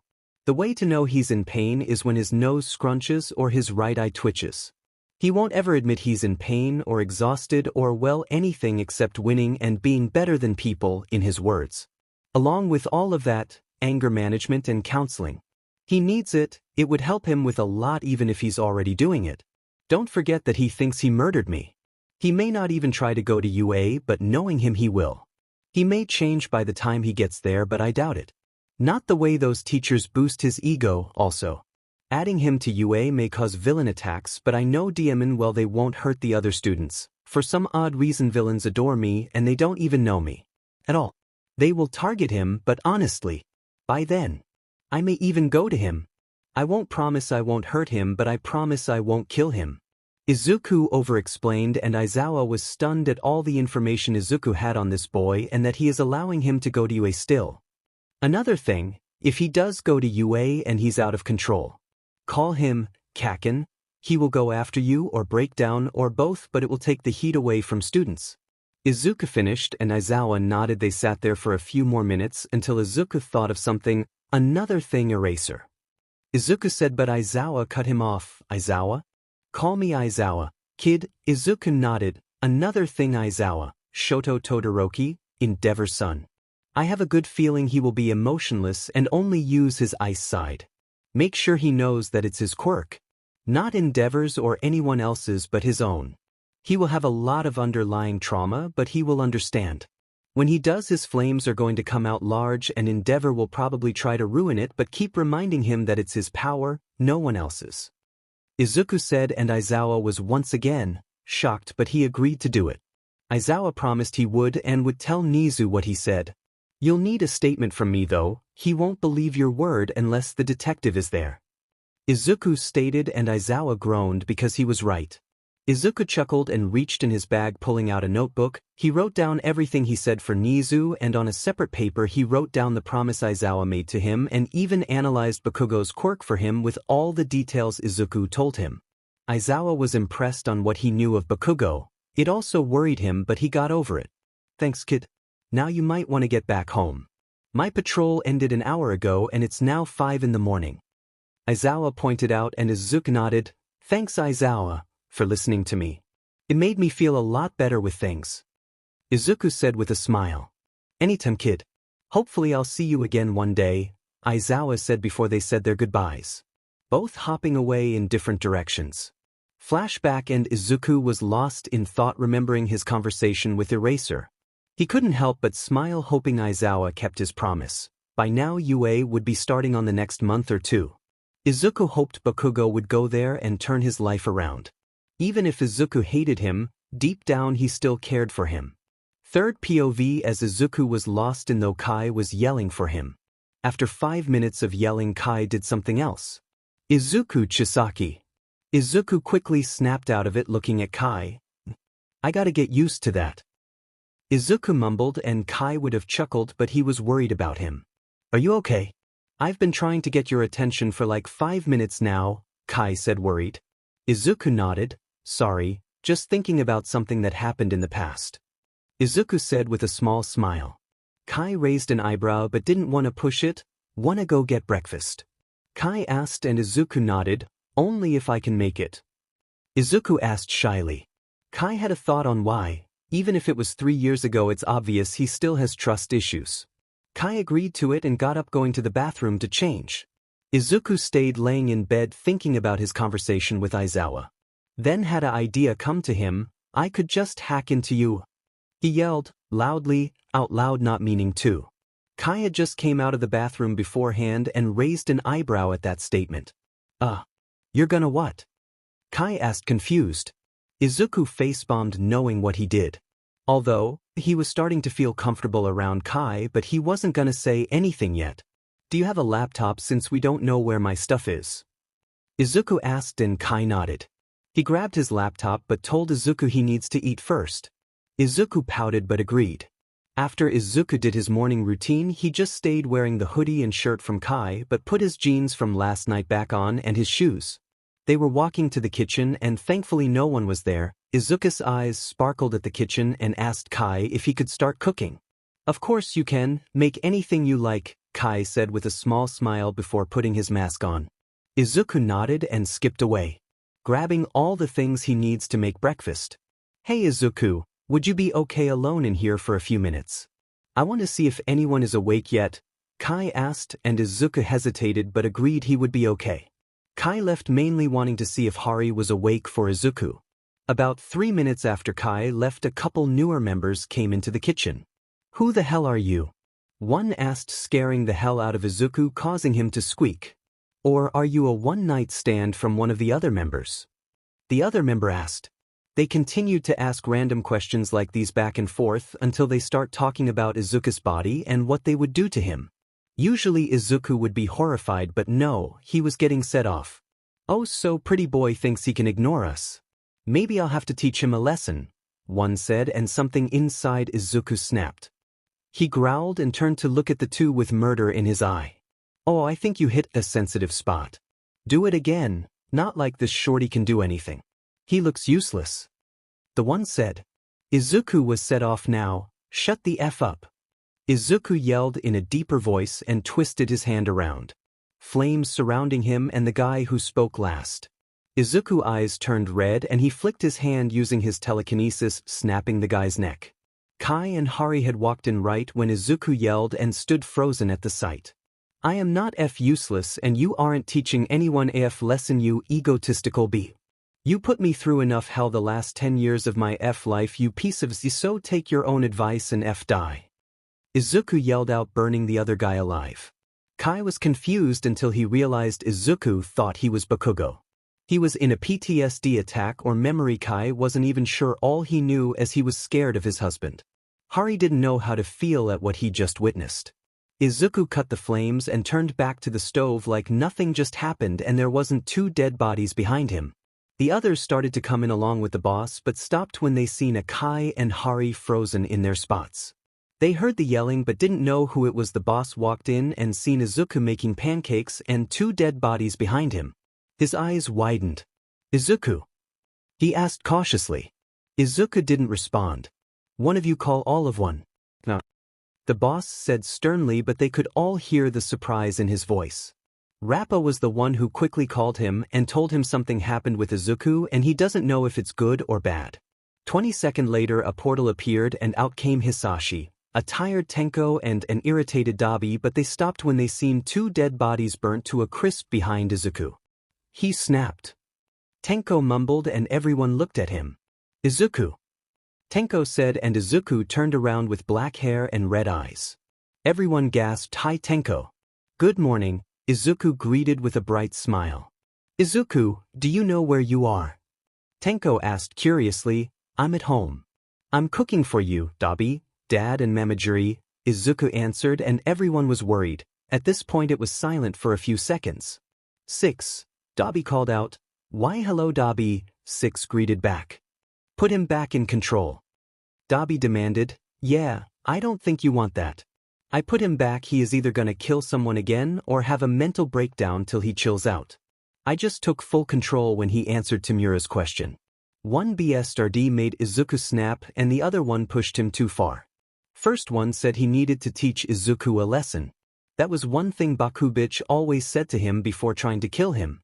The other one called him useless. That's what pushed him over the edge. "Don't worry, they weren't anyone important. I think they've worked here for like 3 weeks now," Six answered and everyone was shocked. "Well, could you explain to Izuku's husband what the hell just happened?" 𝗳𝗵𝗃 said and Izuku looked at Kai. Oh, you're cute. Glad Izuku is married to you. However, I'm Six, villain. Izuku, I don't take control of Izuku unless needed. This is my second or third time forcefully doing it. Last time was the first time he snapped and tried to kill everyone in a 50 miles radius. Six explained and everyone was worried. "Don't worry, I'm the same person just well. I'm not hiding under years worth of trauma. But I will say this, he is starting to feel comfortable around you. He doesn't trust you but he doesn't mind you being around him. Also, give him more hoodies that smell like you. He almost died of happiness when you gave him this hoodie last night and this morning when he woke up being all cuddled and 𝗳𝗃𝗃𝗃 by you. Your smell calms him down. I could let him take control now but I'd advise you to get rid of these bodies and you 3-inch," he said pointing to his dad and brothers, "to go. Or else he will have a mental breakdown. Let 𝗵𝗃𝗃𝗺 be the husband he is and calm down this problem child," he stated and everyone nodded. "Thing gross, I don't want to touch them," Tenko complained but took his glove off and touched both bodies turning them to dust. 𝗳𝗵𝗃 asked for a broom and cleaned it up getting rid of the ashes. Izuku or Six finished the pancakes and shut the stove off. "Alright Toodles loves, let this depressed, stressed hot mess come back to reality and out of timeout. He might not remember what happened while I took over but he will remember what happened so try not to bring it up," Six said and everyone agreed. Once the trio left, Kai went over to Izuku but Six stopped him before he gave Izuku control back. "𝗵𝗃𝗃𝗺, don't forget he is still in Omega, you are his soon-to-be Alpha. He needs you more than he needs anyone, that includes his brothers. Izuku can't form a bond with them like he can with you because 𝗵𝗃𝗃𝗺 is his brother and 𝗳𝗵𝗃 is like an older brother. Same with Chrono, he will see him as his older brother also and he won't form a bond with him. It will take some time but be patient with him, because of your smell and being around you. A bond is already formed, but it's up to you to take charge and show him you care and will care about him. Even if I take control or even half control, he needs you 𝗵𝗃𝗃𝗺. No one may see it except the boss and daddy dearest but you, 𝗵𝗃𝗃𝗺, are the one he needs more than anyone. And I will help you because he's hurting, he will put on an act that he's fine and hide it but he's not. That's how he is, he feels like he is a burden to everyone so he hides. And he will hide but once you break that wall he has you will see his true self and it's appealing. So take some tips from me right now. His favorite food is 𝗬𝗏𝗏. He hates heroes expect Eraserhead. He doesn't like big crowds but you take him to an amusement park or fair he will turn into a little kid in a candy store. He loves aquariums and zoos. Don't always take him on dates to restaurants. He doesn't like eating in front of people or out in public. He won't admit it right away but his favorite movies are A Walk to Remember, The Notebook, and Disney movies. Disney movies are always a plus for him and go-to. His favorite ice cream is surprisingly Rocky Road, and he loves hot chocolate with marshmallows and whipped cream. Always make it with hot milk, a bunch of marshmallows then the whipped cream on top. If you didn't know already this kid has a 𝗵𝗃𝗃𝗺 obsession with hoodies, and I think it's the 𝗵𝗃𝗃𝗺 in him. He steals everyone's hoodies for the smells but your smell is the best to him. You'll learn how to control your alpha and pheromones when he marks you. Lastly, for now, don't underestimate him, even without me helping him. This kid will plan 25 different ways to murder someone and hide the body in less than a minute. He claims he ain't a villain because he really isn't, but if he was good, God, would he be horrifying. Another thing, he hates the way he looks, all the scars he has, and the words those 𝗵𝗃𝗃 carved in him hurt him badly. That's why he doesn't wear short sleeves. When the day comes and you see him shirtless, even if you don't mean to, tell him he's appealing, and how you still love and care for him no matter what he looks like. Just don't drop that L word too soon. He will freak the hell out and avoid you like a 𝗵𝗃𝗃𝗃. Be careful at night though. If he's having a bad day, he will sneak out and go to his favorite place, but I don't know how far away we are from it. It's a building at XXXXX. He goes there in the middle of the night and sits on the roof and looks at the stars. The stars are comforting to him. That's where he will let his walls come down and where you want to be with him. Don't rush into it though, give it a couple weeks, or when you think he's comfortable with you and happy, that's when you can tell him all how you love him, and that's sappy SHT. His walls come down and you will find the appealing person inside him. 𝗃 said in a caring voice. He may only be a mental part of Izuku, but he cares about him a lot. Izuku changed from last night, his omega started going crazy and Izuku's happiness was going up. That's how 𝗃 figured out it was Kai's smell. You are his alpha overhaul, alpha trumps husband, always remember that. 𝗃 said before letting Izuku take control. His eyes opened to that appealing green color they are. Kai wrapped his arms around Izuku and Izuku didn't know what to do. 𝗵𝗃𝗃𝗃. He mumbled. Set me off. He continued to mumble in Kai's chest but calmed down from his smell. 𝗵𝗃𝗃𝗃, I really made 𝗃 call his butt out. Then 𝗃 put me in timeout. What the actual F is wrong with him? I do not need to go into timeout. Izuku continued to mumble while he was sobbing. Izuku, if you don't stop mumbling I will kiss you. Kai said, and Izuku stopped and looked at Kai. W. He stuttered as his face went red. You okay? Rappa asked, making Izuku squeak and jump up, latching onto Kai. His eyes went wide when he seen them all standing there looking at him. He turned to Kai with a face that said, help me, but Kai just patted his head. How about you eat and then I'll show you around, okay? Kai suggested, and Izuku was thankful the subject change. Izuku nodded as Kai put him back down. He grabbed a couple pancakes since he made SHT ton for everyone. I made some for everyone. I didn't know there were more people here, so it's just enough for all of us. Izuku said with a small smile. Everyone thanked him and started eating. Izuku sat between Kai and Hari. It was pretty quiet while everyone ate. Izuku was full but couldn't get up to go anywhere since he was stuck between them. Izuku finished before anyone else and started to fall asleep. Once he did, he fell over onto Kai's shoulder. Kai looked at Izuku and chuckled. He was glad he just finished eating. Well, I guess the tour will have to wait, Kai said out loud, and everyone looked at him. They seen Izuku fast asleep and chuckled. He must fall asleep if he eats too much. He did that last night also. After dinner he fell asleep for like 15 minutes on 𝗣𝗵𝗃𝗃. Hari added, and a couple agreed. Well, I'll just take him to my office. I have a few things I need to do there. Can one of you clean the dishes? Kai said, and 𝗵𝗏𝗏 said he would do it. Kai picked Izuku up, sitting him on his lap facing him. Izuku's head nuzzled into Kai's neck. Kai stood up holding Izuku so he wouldn't fall and made his way to his office. Once they arrived, Kai sat down carefully in his chair, keeping Izuku in his lap.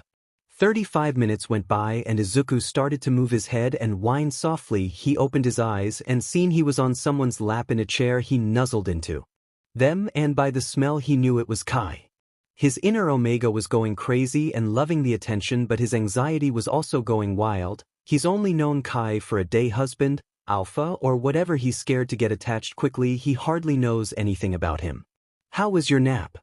Kai asked, snapping Izuku out of his thoughts. Good, Izuku answered. I'm not mad at you, just so you know, Kai said, and Izuku nodded.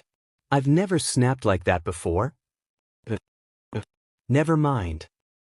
Izuku said, worried Kai would judge him. Kai leaned back into the chair and started to pet Izuku's hair. You can tell me, love. I know we just met yesterday, but I will listen to you. Even if we didn't get married and we met each other, I would still do the same. I'll be here for you if you want to cry, someone to talk to, hold you even if you don't say anything and I don't say anything. We could spend 3 hours with me holding you and I would never judge you or leave you, okay? Kai told him in a soft voice. For some reasons though, words went straight to his heart and he purred softly. It surprised the hell out of both of them, and Izuku sat up and they both looked at each other with wide eyes. What the hell, Izuku stuttered out. Kai chuckled. Did you just purr? Kai asked, and Izuku's face went a dark shade of red as he quickly put his face into Kai's chest, covering it with his hands. I'm going to take that as a yes, but I thought it was cute. Kai said, if possible. Izuku's face went even redder. Kai went back to petting Izuku's hair, but Izuku didn't argue with it. He loves the attention from Kai. Izuku is one confused person with this. He doesn't know Kai, but yet after last night he trusts him a little. He loves to be around him and have his attention. His smell calms Izuku down like he's known it his whole life. He knows it isn't just his omega in him because it shouldn't happen until they complete the bond, or a bond has already started, but he doesn't think one has. Izuku fell asleep and reached out to 𝗂𝗃. Izuku woke up in his dreamscape and seen 𝗂𝗃 in front of him. 𝗂𝗃, you okay, Izuku? I don't know. I don't know who to talk to. 𝗂𝗃, well, what's it about? 𝗂𝗃 smirks. You trust him already, don't you? Izuku nodded. So many thoughts were coming to his head. 𝗂𝗃, Izuku, I know you're scared to be hurt by someone else, along with the only other person outside of the league you talk to is Eraser. These people care about you. You don't know it because your dad didn't want to overwhelm you, but they have been looking out for you since that accident 3 years ago. Him and Boss talked a couple times a week, but they were worried to bring you around Kai and the others. That day, Kai had formed a bond with you. No one knows how, but I think I do. Izuku stared at him in surprise. He just nodded as a way to tell 𝗂𝗃 to go on. 𝗂𝗃, your BLD, when he saved you he had to touch you with his bare hand. If your BLD somehow made it into his bloodstream, that's how he was able to form a bond with you before you could. For 3 years that bond has been building. You were scared he used his quirk on you, but you accepted it and was thankful for him. Last night, when he gave you his hoodie with his smell on it, you melted into a ball of happiness. The feelings his smell brought you was obvious to me. When you're in control, I don't know anything until you let me. Your feelings were so high that it triggered myself and your inner omega, and we got to see you and your feelings. I understand it's only been a day, Izuku, but trust him. He won't abandon you, he won't hurt you. And I know this because he already has his alpha bond to you. Alpha trumps everything in the world, Izuku, and you know that, but I want you to look into alphas and omegas and you will understand. Once the bond forms between alpha and omega, it will never break. You two will always know where the other is, and so much more when you are at the top moment of a bond and mark him and he marks you. Listen to your heart, Izuku. Like how you purred a little bit ago, you had high emotions triggering us and we felt your happiness and comfort with him. You will see Hari looks to you as a little brother, and let me tell you why. Izuku nodded as they both sat down on the dark floor. Hari had a younger brother before getting saved by the boss. A group of low-lifes raided his house and killed his family, but didn't know Hari was even there. He was 8 at the time and his little brother was 4, just like you and 𝗵𝗲𝗄. He was scared that night, so he hid under his bed. After so long the house was completely silent. He heard the footsteps leave, but they never checked his room. When he finally got the courage to get up, he found his little brother first, then his parents. While he was screaming and crying, that's when the boss found him and took care of him. Kai became like a brother to him that day. Kai is a very sweet and loving person once you break down his I'm in but and hate everyone personality. If you don't want to trust Kai just yet, trust Hari. He was also there when Kai saved you, and when he learned you were the same age as his brother, something in him demanded he protect you at all costs, just like Kai. The whole Shie Hassakai is like that, but when you put your trust in Hari, do not forget about Kai, Izuku. If he wants to take you on a date, let him, but you have to tell him the truth if you are uncomfortable or if there's too many people, but knowing that germaphobe, he isn't going to crowded areas. When you wake up, ask him to go around and meet the others or call a meeting and analysis their quirks and even help him with paperwork. You don't have to trust him a lot for that, but I know more than anyone you'll be happy and your personality will come out. Your anxiety and others will fade away in that moment of bliss, and you won't have a problem trusting anyone because you'll feel amazing teaching them things they wouldn't even know. Izuku had a couple tears fall from his face as he listened, and he agreed to do it. He remembered how they went to his school and the outcome of it. Everyone was removed out of the school, teachers were thrown in prison, and the school got burnt down. They found dried BLD of Izukus in different spots around the school that Izuku didn't even know that the Shie Hassakai did that for him and didn't even know him yet. They did it not because of his dad, but from their hearts. They stood by Izuku and he didn't even know it. They protected him like his own family does. They care for him without even knowing. They aren't faking emotions, they actually care about him and want him to feel comfortable because he is now their leader with Kai. Izuku is above all his bullies and helps lead his family's group and his now husband's group. Izuku was proud of himself with that. Even if one person leaves him behind, he has a whole army of people waiting to love him. From this day forward, Izuku wasn't going to hide behind his anxiety with them, he was going to show them all just what he was made of. 𝗵𝘃𝗀𝗃 will no longer continue holding him down, he was going to rise up and be the person he knows he can be. A husband, a leader, the leader of his pack with his soon-to-be 𝗵𝘃𝗃 by his side. He is no longer Izuku Midoriya, he is Izuku Chisaki, and this is the day he makes a new life for himself. Izuku's POV: after talking with 𝗂𝗃, I felt so much better even if he did all the talking. I won't hold myself down, I won't let 𝗵𝘃𝗀𝗃 continue his hold on me. I will rise up and become better than him and everyone else thought I would. Never be. I'm not Izuku Midoriya, I'm Izuku Chisaki for the rest of my life and I will no longer be that same person. I open my eyes sitting up and wiping my tears away. A face of determination written all over, but this is who I will be. I will be a new person and no one will hold me down. Not anymore. I turned around on Kai's lap and seen a bunch of plans out in front of me and my eyes would have sparkles in this if possible. I took the pen Kai was using and started to get to work. Kai didn't say anything but I knew he was looking over my shoulder as I made my way through all his paperwork. After 45 minutes of doing so, a knock was on the door. Kai yelled to come in and a group of people came in. I looked up and seen it was the 𝗳𝗏𝗃𝗃 and the boss. I finished the last paper and looked up determined. If you could all sit down please, I want to show you what I'm best at. I said and they looked surprised but sat down. All right. I started as I grabbed a notebook and a pen. Where, you don't ask questions. We did last night, Minamoto was asking but Hari cut him off. Good, I don't tell my secrets, so one person start with name, code name and quirk and continue that way. I said and they nodded. I sat back leaning into Kai's chest but I didn't care. I opened my notebook to a new page. Well, I'll start. I'm Kendo Rappa, alias is the rapper, or Rappa, but quirk is strong arms. It allows me to move my arms and shoulder with fast speed and power, Rappa said, and my hand was flying through the pages. I looked up to the next person, Shin Minamoto. I just get called Minamoto. My quirk is confession. If I ask a question they answer truthfully. I nodded and started writing but paused. You ever use that quirk on me without my permission or absolutely needed, I will become more horrifying than boss and my dad together. Do you understand me? I said in almost a deadly tone. I seen people shiver and he agreed he wouldn't and didn't plan to. I nodded and went back to work.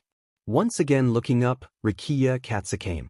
I don't have a name but my quirk is vitality stealing. With psychical contact I'm able to steal vitality from others, giving myself more stamina, size and strength. I had a field day with that quirk. I went through 6 pages front and back of everything analyzing his quirk. I looked up, 𝗳𝗏𝗃𝗃𝗃, no name, quirk is larceny. I can take anything the target possess, even a manifestation of a quirk. My eyes sparkled as I started writing again. I was loving these quirks as I continued. 𝗬𝗏𝗃𝗃 crystallize, large crystals grow from my body covering my skin with them. 𝗳𝗏𝗃𝗃𝗃 quirk is food, I'm able to bite, chew and digest anything I come in contact with. 𝗳𝗏𝗃𝗃𝗃𝗃 quirk is sloshed, basically I can make anyone feel like they are drunk. 𝗃𝗃𝗃𝗃𝗃 quirk is barrier, I can create a telekinetic barrier around me in the shape of a dome. After I was done I had filled a whole notebook. Before I show you this, just know I transfer all this into a different notebook in code that only myself can read. Once I finish coding it all I burn these notebooks so no one else can read them. Also, you all need code names that aren't by your DMN name. Dad gained his name because of his quirk. Tenko goes by Tamura Shigaraki. Talk about an emo kid. And Dabi goes by Dabi, which means cremation, and it's his quirk. Then Kai here goes by Overhaul, which is his quirk. Good lord, some of you people need help. Someone calls you Overhaul and that's a giveaway of that along with Dabi, but whatever. I ranted but stopped with a shrug, handing over the book to Hari. I love when people look surprised at my work. After they all read it they were all complimenting me and it made me feel special and happy. Okay, Next, you guys SCK at making plans. I'ma bounce around to different topics, so pay attention. You SCK at plan making, not as bad as Tenko but you SCK. So when dealing trigger and all that, you need to not make it look so DMN obvious that it's a drag deal. Also, you need to figure something out with it, because when a user uses trigger their tongue turns black, making it obvious what drag they are using. So, let's start with this. When making the drag, you need to put something in there that not even I could figure out. When they test it, there's no way anything could be found unless they have a quirk for that, but it's very rare for someone to have a quirk that allows them to see every single thing inside something, because they are bound to miss one or two things. So for planning on a trade, do it in a public location around many others, but don't go around looking like a crackhead. Wear business suits so it looks like it's a businessman and a client meeting up. Use a briefcase with it and random but papers, but don't make it blank. Put the drag and information paperwork in a folder and go about your day. It may sound stupid, but make sure the client knows what they are doing. Also, do not give it too random but people you don't know. That's the first way you get caught. Now when it comes to murder, good lord, our villain's dumb as hell with that HT never leave the demon body. That's how you get caught. You don't want to get caught, and I nor Kai want to deal with that SHT. So let's get this started in Murder 101 with me, Izuku Chisaki, as your DMN teacher. Rule number 1, when committing murder, don't do it in public, that's a thing obvious. Rule number 2, leave no witnesses, kill them nosy beaches. Rule number 3, if using your quirk and can't get rid of the body, salt and burn beach. Pour salt over the body and burn the FR. Rule number 4, if burying a body, dig the hole deeper. Go about 7 feet down, make sure it's completely covered and put a lot of the dirt back until there's about 4 feet left. Find a dead animal and bury it on top, then cover it. This way, if they bring dogs and all that, they are going to dig up the hole, and when they find the dead animal they will think that's what triggers it, but don't forget to put some random as flowers. People love animals and they will think it was someone's pet or some SHT. Heroes are things stupid with that SHT and will believe it. Rule number 5, if you can't do anything to get rid of it, call me. I'll burn the body and get rid of the ashes. My quirk allows me to have several temperatures on fire, so yeah. I'll teach you more later on. Those are just simple rules. I finished and everyone was looking at me surprised. I'm the son of the number 1 villain. Did you think I would be stupid? I had to teach those rules to my own DMN dad and brothers. I got tired of fighting people when they got stuck. Why do you think their plans usually fall through? Because of me. I stated proudly. It was silent for a few minutes until, Izuku, are you okay? Boss asked, and I put my head down. I'm fine. I started and sighed. I let myself be held down by Bakugo and his minions, and I had a talk with someone. Mommy, I guess. And realized. It's been 3 years.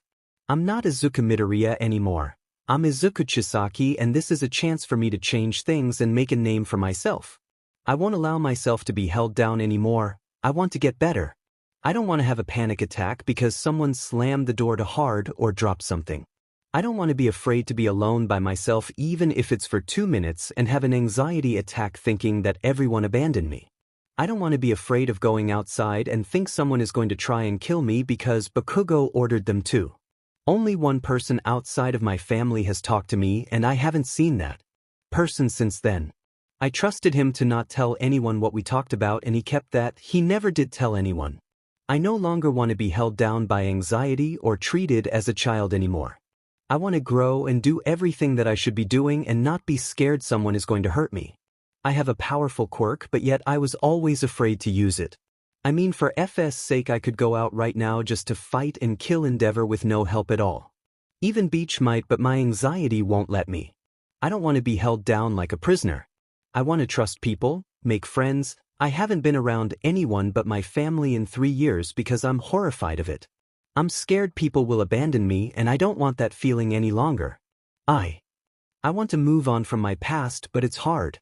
It's so hard to move past when the nightmares are always there. Their words fill my head. Like this morning, both of them used the words Bakugo used to say before he would try to kill me, and I snapped.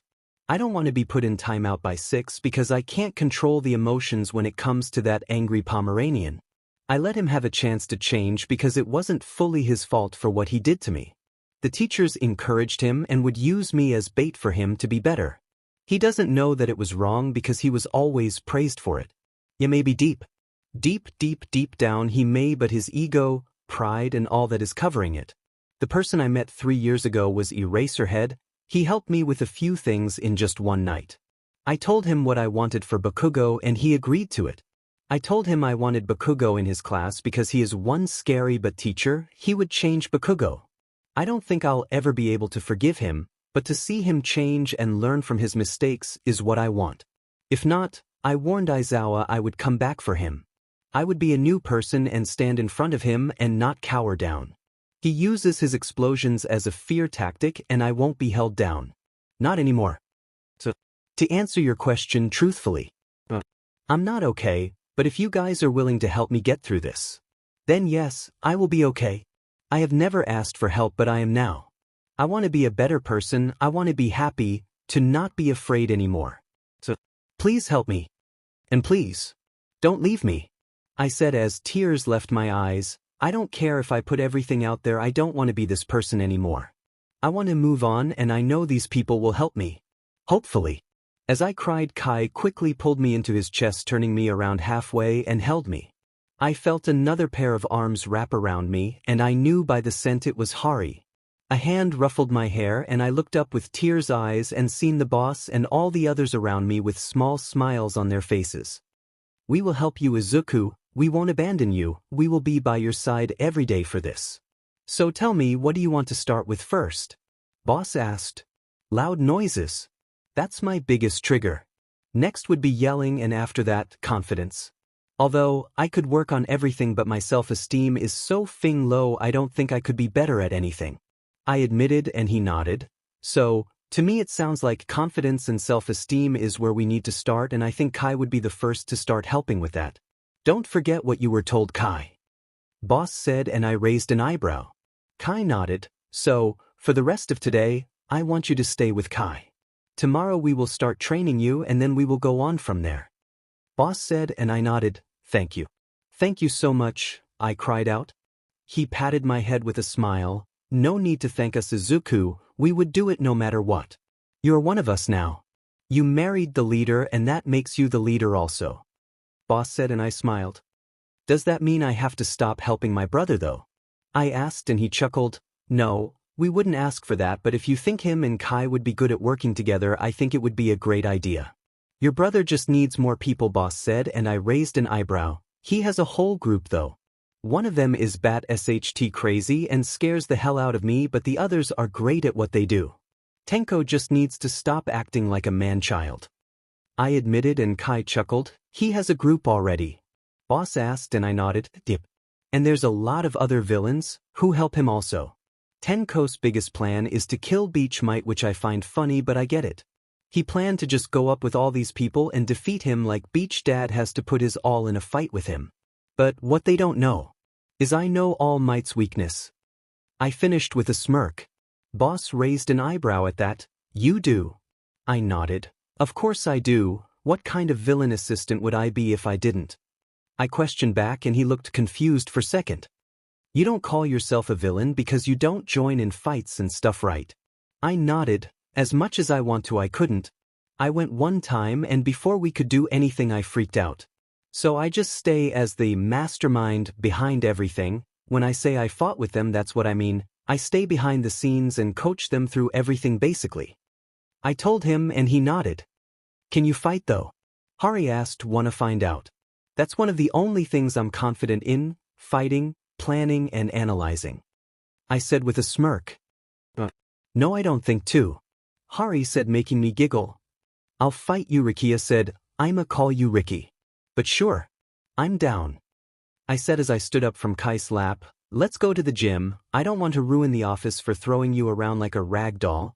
I said with a shrug and everyone looked at me surprised. You know he's probably the strongest out of the 8, right? Kai questioned, are you doubting me? I questioned and he shook his head. No, not at all, I just wanted to know if you knew that. I smirked and nodded my head. Trust me, honey, I know more about your group than you might.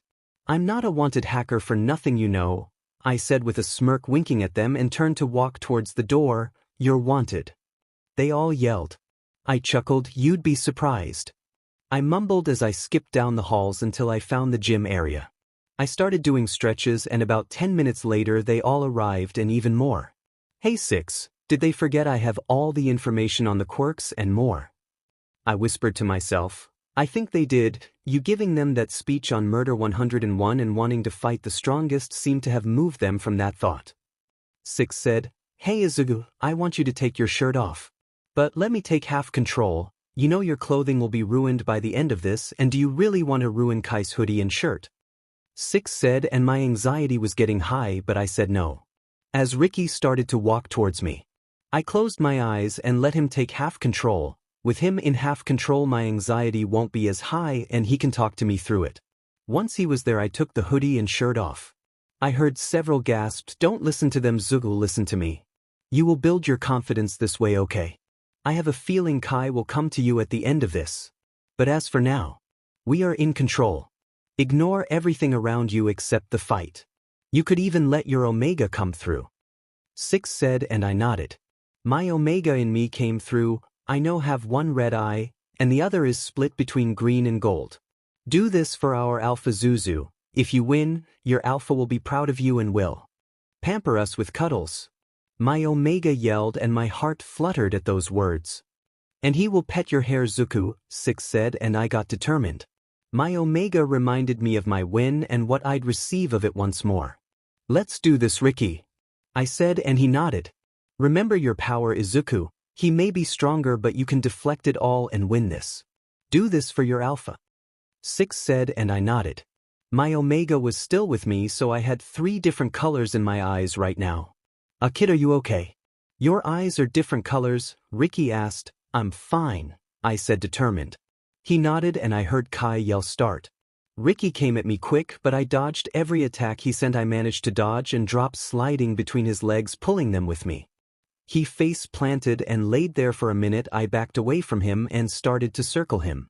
Get up, Ricky, I yelled out. He lifted his head and jumped at me, but stopped when a line of flames surround me.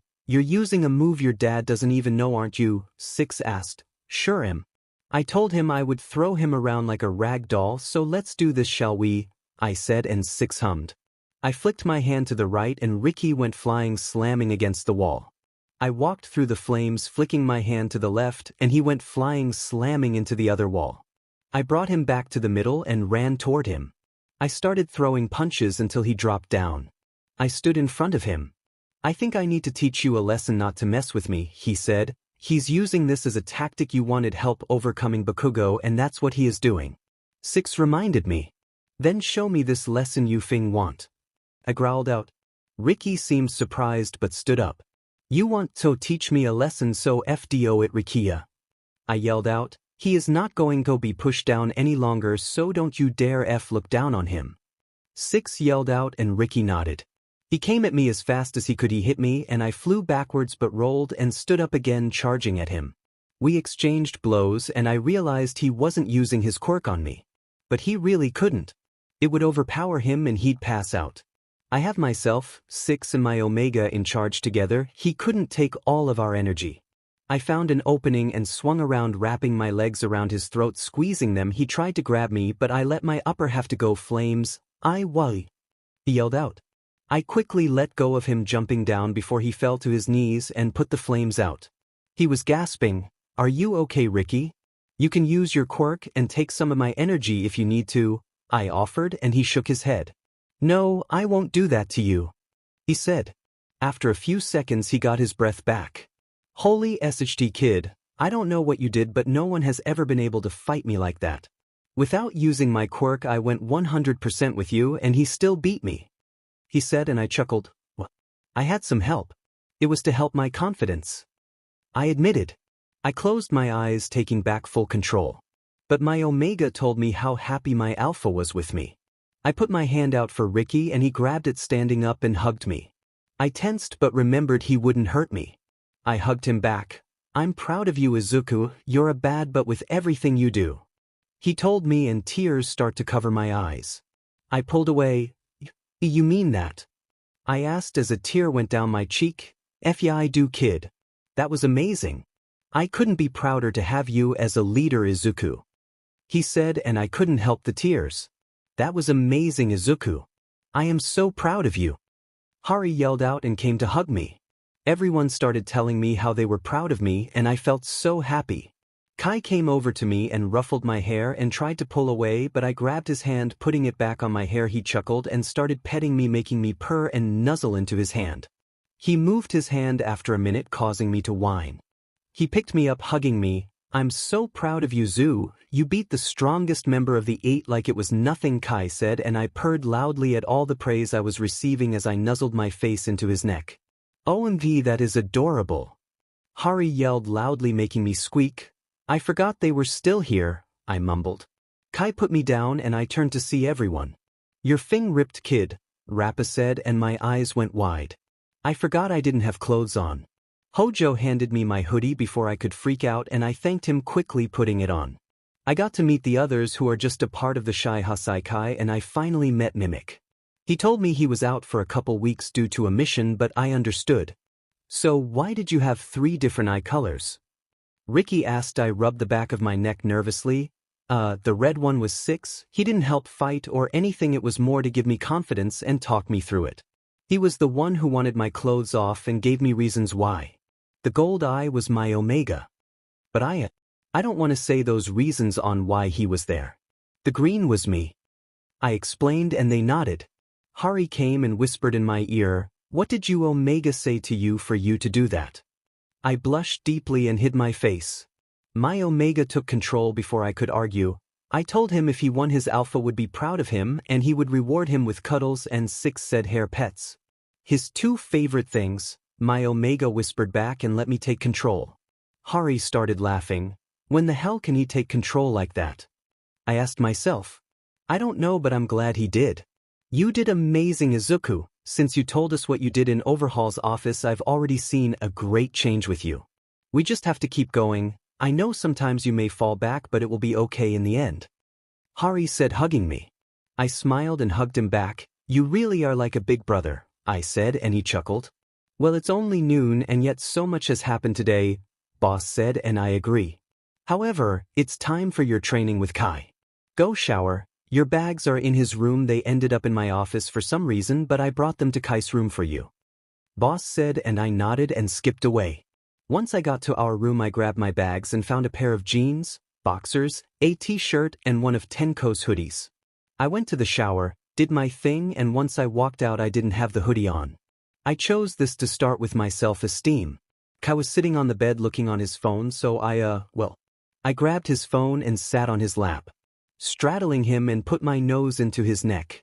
You okay? He asked and I nodded. I won the fight, I deserve cuddles. I mumbled. He chuckled and wrapped his arms around me and laid back. Only for a little bit. I made plans for us today, but don't worry.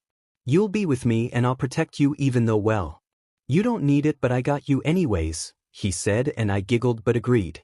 It was silent for a few minutes until he spoke up. Wait, did you win the fight just so you could get cuddles? Maybe. Listen, this is me trying to get over my issues one step at a time, but your cuddles are the best, and I don't care if we just met. Cuddles.